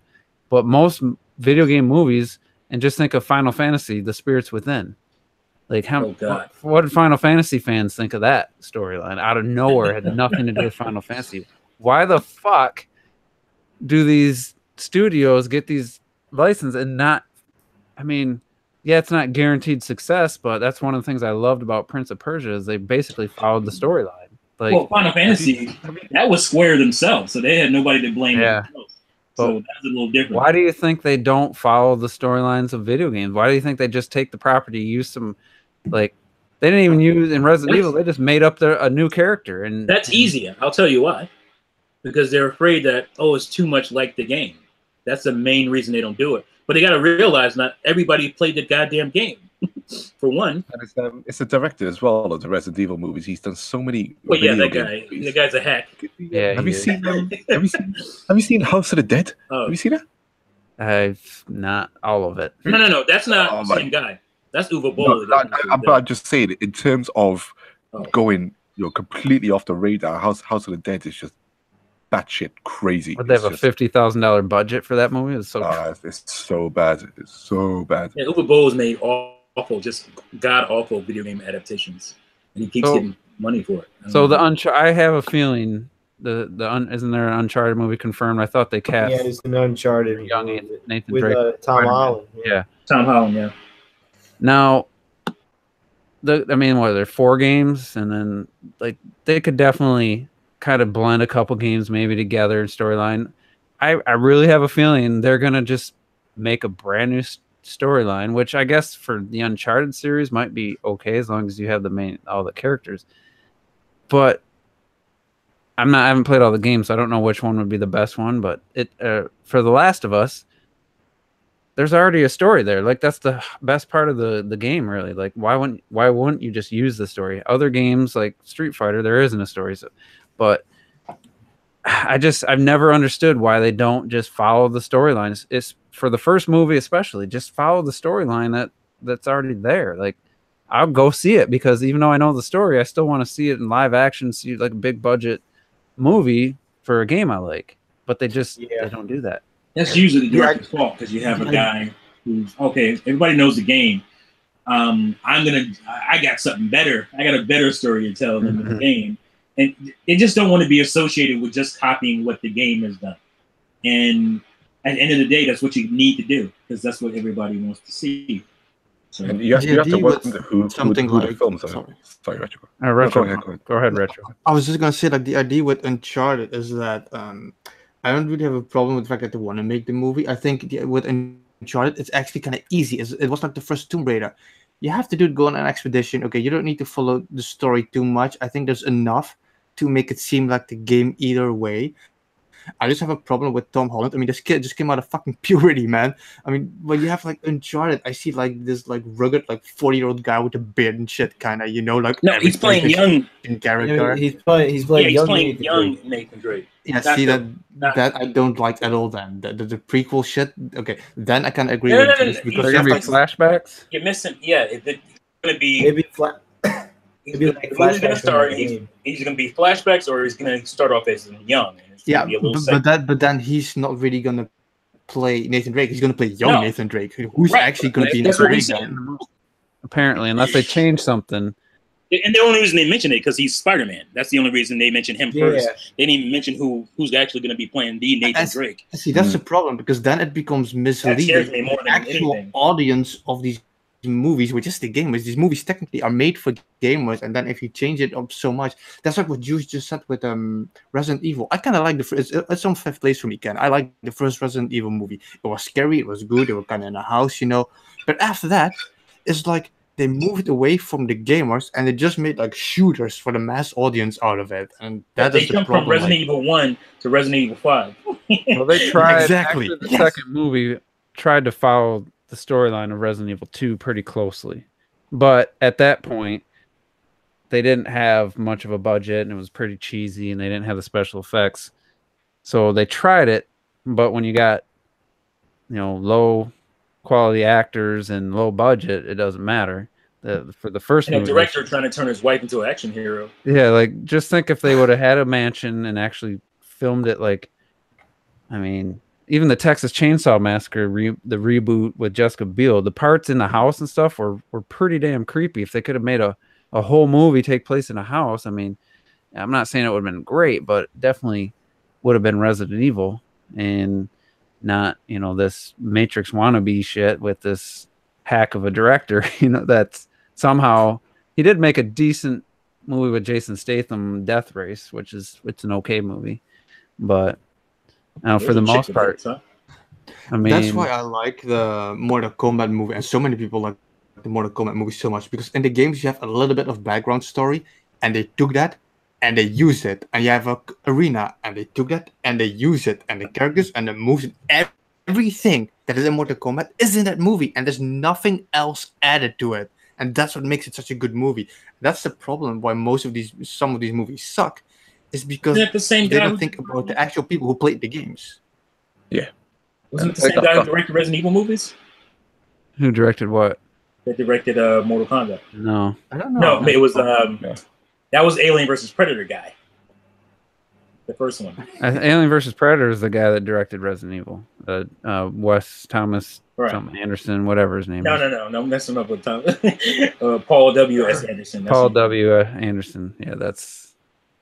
And he made, the other guy's a real director. That guy. Yeah. If I was gonna follow up with what Retro said, now there's one movie that's coming out that actually I do feel could actually be the first really good, and I mean really good, video game movie, and it doesn't need to stray from the formula whatsoever, and that's the Sleeping Dogs movie that's coming up, and Donnie Yen. I'm sure you all know Donnie Yen. Donnie Yen. Donnie Yen is going to be playing the main character is Sleeping Dogs. I'm one with the Force, and the Force is with me. That's his bad role. Now Donnie Yen has already done pretty much has already done a Sleeping Dogs type movie, and he's done two. One is called Flashpoint. I don't know if anyone's seen that, and the other one's called Killzone, where he plays a cop who just goes undercover. He goes off the edge and all this stuff. So if they all they have to do is just take the Hong Kong movie that's already there in Sleeping Dogs, put it into movie form, and just it doesn't have to be anything special. It just has to be a cop who's been undercover, gets too deep and starts bloody beating the crap out of everyone, and you get a kung fu movie out of it, named after the video game, and it will work. So story wise, I can't see how they can mess this up. There's not a whole lot there. If you played the game, it's not a whole lot of you gotta have this. You gotta have this in the movie. You gotta have that. No, you gotta have a badass cop from Hong Kong. Badass Donnie Yen kicking ass. That's it. And let's just. I mean, I think, not having seen Mario, I can't truly say, but what do you think are like House of the Dead level? Is there other movies that are just absolutely? Oh yeah, just a bunch. Well, anything that Uwe Boll's done. Yeah, that's what I was gonna say. Alone in the Dark, because I like the game and stuff, and that movie. Like, what the fuck was he smoking when he made that? I didn't see it. Yeah, Uwe Boll is what he did. In the Name of the King. Didn't he have like one good movie, and then he got some praise? And I think he did Postal. People like Postal. I think you couldn't really mess up Postal. But other than that, I forgot about what's it? Blood Rain. Oh, wow. No, terrible. Don't mention that. Terrible. Oh man, I was so hyped. We did talk about a Far Cry movie. What about Doom? Oh yeah, Far Cry. He did Far Cry. I didn't see that one. I completely forgot Doom. I actually really like that movie. Doom, I'd put Doom in the category of just forgettable. Like, it wasn't great, it wasn't bad. It just existed, and I know why Doom is so good. It's like you have like this whole hell setting, and they go there, and you have the monsters, and they use monsters from the game, and then you have the fucking first-person segment that was just so satisfying. I thought it was a great movie. That's the only thing I like about that entire movie. Here's another guilty pleasure one that's not a great movie, and I never played the game. Max Payne. I actually have that on Blu-ray. Oh no. It has cool elements. Guilty pleasure. That's the idea. That's the whole point of a guilty pleasure, right? No, I mean, how could that be a guilty pleasure? I understand what guilty pleasure movies are. Oh yeah, movies are terrible. They're still fun. That movie is just like convoluted as hell and boring. I don't know. I just find it a good like entertaining movie to watch. I mean, I only paid like $5-6 for it on Blu-ray, but I wasn't gonna go out and buy it. I just didn't see you liking that movie. Well, it's got you got down in his books now, Kurylenko in it. That helped, but I just like when this like cinematography when they're taking that drug and they see all that crazy shit. Like, I don't know, it's an interesting movie for me. But I'm just looking at the list of all 33 movies, and that one. Have you played any of the games? I played a little bit of the first one. There was a Hitman. Yeah, I have that too. That was. Oh man, that's not a good movie, but that has Olga in it as well, so that's why. But they had a Need for Speed movie, which is basically like Fast and Furious. You just like Olga, that's all. I do. I'm watching all these shitty movies. I know. Street Fighter: The Legend of Chun-Li. That was a good one. What? Are you saying what now? That's when you go. That's when you go. God, I didn't watch it. Wing Commander. See, Wing Commander wasn't bad. It was just they didn't have enough money to make Wing Commander. That was its main problem. I'll say Need for Speed's pretty bad. If you haven't seen that, it's trash. No, I haven't seen Need for Speed. Postal? What the hell is that? Postal, yeah, it's trash. It's Uwe Boll. Is it? Jesus. Yeah. The new Rampage. But people seem to like that because Postal the game is insane. So yeah, Rampage movie, that kind of just Rampage is all right at best. Yeah, I think actually out of the Resident Evil films, the third one, Extinction, I actually find that to be nothing to do with Resident Evil, just like a post-apocalyptic kind of with the desert setting. I actually think that's a pretty decent movie. I forgot about that one, the third one. I can't even, because those movies have no consistency. There's no continuity. Yeah, just forget the Resident Evil tie-in and just watch it. I'm just talking about as a movie in itself. Oh, yeah. Like it just doesn't make a whole lot of sense. But you know, they make enough money to make sequels to them. So That one They seemed make like the it had same a, one. They make the same amount of money every time. Yeah. It's crazy. yeah, that's weird. so and looking at the screenshot or the thumbnail of Doom, like The Rock was like half the size he is right now. Right. He's like skinny. Yeah. That's crazy. And I only seen that movie once. That was only like 12 years ago. No, that's not true. That's not true. Oh, Mortal Kombat. I forgot Yeah, it it's had the about girl 12, from Happy Gilmore in as the what was her name in Mortal Kombat? What's the blonde's name? Sonya, I don't- was it Bridget Wilson? Yeah, but what's the Sonya? character name? Sonya Blade. Okay, yeah. I forgot she was in that. But yeah, it's definitely been mostly misses. There hasn't been too much. And just gonna call it right now, the Uncharted movie, it's just gonna feel like just because I think Naughty Dog think they are to the level of like great Hollywood writing and stuff. But when you put that in a 2-hour movie and you can't spend too much time with character development stuff, I think it's just gonna be a shallow Indiana Jones. Shallow Indiana Jones wannabe movie, and most people it'll probably do really well. I think it'll probably do the best out of all video game movies. But I think I think The Last of Us would probably do really good though. I think The Last of Us could be more interesting as a film than Uncharted would be. yeah. And I'm more of an Uncharted fan saying that, so I want more. It's just going to be another Indiana Jones movie. It's just going to be shooting and unless you get somebody that's really charismatic as hell, and all the characters are just really strong, and remind you of those characters from, let's say, I think the strongest characters are in Uncharted 2. And I think, but even then, but here's the thing: you got to look outside yourself. Like as the person who played the game, you mean like you're going along for the ride. But I just meant like as a movie, that's the only way it could work. Like for people who haven't played the game. Yeah, the problem is though with any adaptation of something that's a longer form storytelling, is they got to strip so much out to fit it in a 2-hour movie. It's just if you hadn't played the games or know anything about Nathan Drake, I have a feeling you're just gonna feel like, well, who is that character? Who's that person? Like that's one of the other big sins, mostly in movies, but definitely video game movies. They either have to just say their name, so obviously, like, hey, it's Johnny Cage, or they don't say it at all, and you're just like, who the fuck's that supposed to be? And that's fine. This is I'm going to prove that it's fine. That is okay. You don't need to have this elaborate backstory. You can just throw somebody in a tomb, starting, scene 1. He's in a tomb doing his thing. But if the actor is funny enough and, like I said, charismatic enough to carry it, you'll roll with it. Like Ready Player One. Like I thought all those characters were really strong as actors. Like Brandon Fraser in the Mummy. Right. You didn't need a bunch of backstory for everybody. It was just fun to like go along with these people because you cared about them enough. Because you liked the actor. So glad you brought up the Mummy because I think that's best case scenario for these movies. Because when I saw the Mummy I was younger, I thought, oh, I was wowed by the special effects.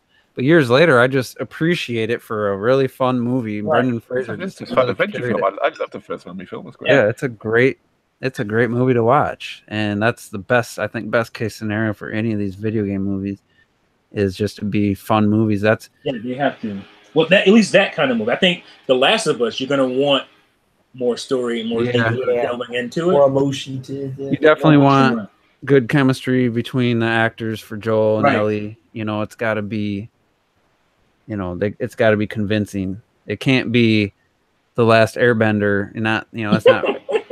That's not video games. But when you start out the movie, kind of like the show does with Sokka and Katara, and Sokka's got all this sarcasm, and it's super funny in the show, and then in the movie, it's just like I could deliver the lines that this dude, that Twilight dude, did, like, and it doesn't matter anything else that happens when you start off that poorly.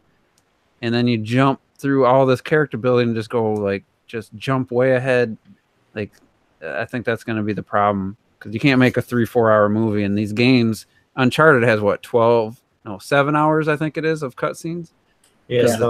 The game's like 15-hour playthrough, and it's like, forget, like 10 hours of actual gameplay, whatever it is. So I mean, it's just like a book. They have to cut so much out, and I think it's a problem. But I mean, we're talking about Sony here, and they don't have a good track record as far as their movies. Like their movies have been real bad, and then the Super Mario Brothers movie. You know, why does it have to be fucking Illumination? Like, I'd be so excited if it was DreamWorks, because if you saw the trailer for How to Train a Dragon 3, like, these guys are on a whole other level. Like, why can't they be making Mario? Why can't they be making a CGI? That must have been a deal thing. They probably went to the big boys, and big boys wanted a bigger cut. Yeah. I think it's probably just because they're going to Universal Studios for that. I mean, like, they made that partnership. I mean, that could be it. But fuck. But anyway, there's more bad than good, but there's at least almost even the bad ones. There's at least a few people who it's a guilty pleasure, and then, you know, they can still watch it and get entertainment out of it. Like Tomb Raider, I know Chris Stuckman, the movie reviewer, that's his #1 guilty pleasure movie. Like, does Scott Pilgrim count? No. That was the other part of it. I didn't think we'd talk this long about that. I thought we could veer off to the movies that are either had, like, The Wizard, who it's reference to video games, Ready Player One reference video games, and other stuff like Scott Pilgrim. That's kind of Ralph, I guess. Wreck-It Ralph, you know, but those are all really good movies, actually. Those are all good. Like all the spin-offs movies that are about video games. The Wizard has I mean, that was an 80s movie. The Wizard was trash. Like, that's you don't count. Power Glove. We're not going to count The Wizard. That movie was a 2-hour commercial for Super Mario Brothers 3. And it worked. It works. I loved it. I don't care. Yeah. The movie itself is just hard to go watch it today. That movie is hard to watch. Yes. It's not even like bad, like good bad. Like, it's so bad that it's good that you watch it and make fun of it. Like, it has a couple of things, like that Power Glove thing, but that's it. It is dead after that. Up until the tournament, it's garbage. I haven't seen it for years now, so you're probably right. Yeah, I saw it like last year. It was 25 years probably. But when you saw Super Mario Bros. 3 for the first time, it's like, holy shit! Yeah, that was like mind blowing. And somehow that kid knew about the warp, the yeah, like get the flute, you can warp ahead. How the fuck would you know? That's the very first time anyone's seen the game. Right. So stupid. It didn't matter because Nintendo was gonna sell 60 million copies of Mario 3. That's all they cared about. Well, let's just quick wrap this up. Get Terrell back in here. Some final thoughts. Wake up, Terrell. Wake up. What? So, we're talking about video games. What happened? Go ahead. Let's start with Retro Death. Let's do just quick Son final of a thoughts. bitch woke me up for nothing. God damn it.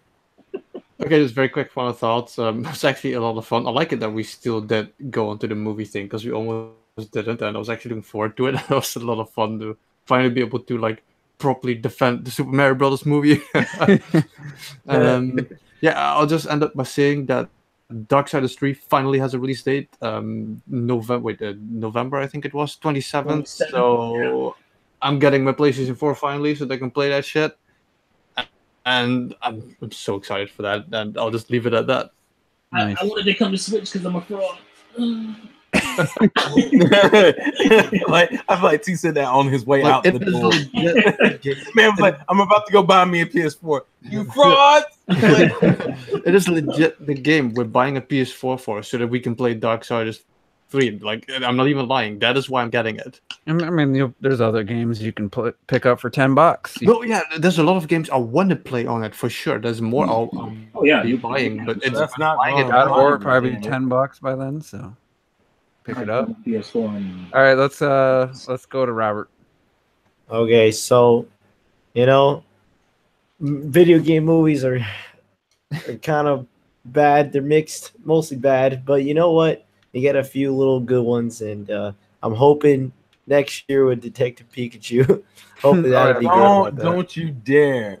And then also hoping that Mario Illumination movie will be good. And then we have a fucking Sonic live action movie. Oh, dude, I saw some of the details for that. I'm so fucking mad, yo. Who did they cast for that? I think that like Jim Carrey is supposed to be robotic. Yeah, Fucking, I'm so angry at everything I've Is that seen. a real thing? Yeah, it is a real it's thing, real. and It's real. I'm sad as shit. Kind of sucks. And So you bad. said, Yeah, see, don't write off Jim Carrey yet, man. He's one of the best No, physical it's not like I know. No, that's not the issue. comedy actors. The whole plot of the film is fucking dumb. Though. The whole film is Wait. dumb. bro, we're talking about Sonic. Is it gonna be? Is it, Apparently, Sonic is going. About From what I've read, Sonic is supposed to be like the rebellious teenager, and like he ends up. It's like a buddy cop movie. Like he ends up partnering up with like a cop, as like a friend and Is it shit. gonna look like a real life hedgehog? dumb. It's essentially going to be the whole. I'm assuming it's going to be the whole CGI mixed with live action bullshit. It's like that Whoopi Goldberg movie when she was like, How would they do a mix? dinosaur? Remember that Oh, movie? Wow, wow! You just made me like- sad all over again. Officer Rex or some shit. that's why I wanted to know too if it was like how live action it actually was. I so could see like Jim Carrey holding like an actual blue hedgehog. And I petting mean, it Jim and shit. Carrey can. I don't think it's not that I don't think he could do a good Robotnik. I just don't think the plot it warrants what the fuck it is. The plot is stupid. So everything about it, moving from this point forward, it's just fucking ass. Jim Carrey holding the blue hedgehog seems funny as shit though. You would meme the fuck out of that. We'd should be be sitting a there real and replace the hedgehog. hedgehog with like French fries and shit. This is a hedgehog. I'm still on the Whoopi Hedgehog Goldberg. game? We don't know. But yeah, I mean, They're racist against dinosaurs. It was so stupid. Get the fuck out of here, Will. Get out of here, T. Next, whose final thoughts was that? Was Robert's, wasn't it? Yeah, Robert, go ahead. Yeah. I'm sorry, man. and other than that, have a good night. Terrell. I blacked out for 30 minutes. I kind of forgot what was going on. Pocket Rumble's good. The arcade's kind of harder than I expected. Threw me off a little bit. Oh wait. But it's a good game. It's a good game. It's challenging. T, we're gonna see you out here on these streets. Let's go. I didn't forget. Don't think I forgot. I didn't It's going down. Yeah, it's besides the point. But video games are cool. Octopath Traveler comes out Friday. I'm hyped for that. And I guess life's a gameplay to win. I ain't got a lot to say. I'm fucking All right. tired, man. Clocked it. Go ahead. Yeah, not much for me. Still trying to pump my way through. What's it called? Your wife? Hollow Knight. Oh, Yeah, my wife. Whoa. Still Okay. trying after all these years. And,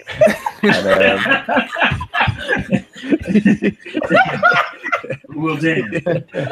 and yeah, so Hollow Knight is kicking my ass.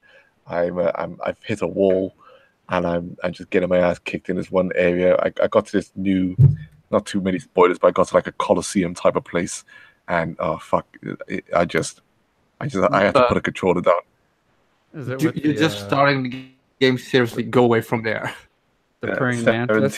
17. I'm 17 hours in, and I'm like, okay, this obviously looks like extra. I need to leave this area, but the area I'm in is brutal as fuck. There's these bugs that shoot free bullets. There's these jumping massive fly things that can just leap about half the screen, and it's just brutal as hell. So I'm struggling, but I'm absolutely loving it. But a part of me, I'm trying to concentrate on it because I know Octopath is out on Friday, and I want that to be my next main game. So this week I'm going to be pushing hard to get Hollow Knight done, but I'm probably not anywhere near the end. So, but yeah, that's it for me. I don't have anything else to say apart from I really enjoyed the podcast. The movie talk was hype and Mortal Kombat. Dun, dun, dun, dun, dun, dun, dun. Anyway, yeah, I'm done. Reptile. Go ahead, T. Sub-Zero. Johnny Cage. Over here. Stop Yeah. it. Great podcast. Movie talk was definitely enjoyable. Had a good time with that. I haven't put the video up yet, but there's a bunch of stuff, a bunch of games coming out for Switch that aren't Wii U ports. Check those games out, folks. If you already have those games on Wii U, because I know how easy it is to buy what's familiar. That was my worry about the virtual console, is that people would just buy, Mario 3 again for the 10th time instead of buying Shovel Knight or Hollow Knight. Hollow Knight. I'm glad that that's not affecting indie game sales. So. But there are games that came out recently. Go check those games out instead of buying the game that you already have on another console. So yeah, that's it. And don't be a fraud. No, how do you not be a fraud? T, help me. I want the book, damn it. By buying everything and playing everything. This is America. We ain't got that kind of money. That's the only way it works. You gotta buy and play everything. Man, fuck this shit, man. I ain't got no fucking money. Dedicate your life to playing and buying video games. So how am I gonna work to get a job to pay for these games? Do I take Twitch donations? You don't have to actually play them. You just have to buy them. Oh. It's not that big of a deal now, is it? Do I have to buy when they're new, T? And then talk about them in 3-hour podcasts. You piece of shit. He makes it so hard. I gotta earn my street cred, y'all. I'm a real online gangster. Sorry. So I like Rocket League.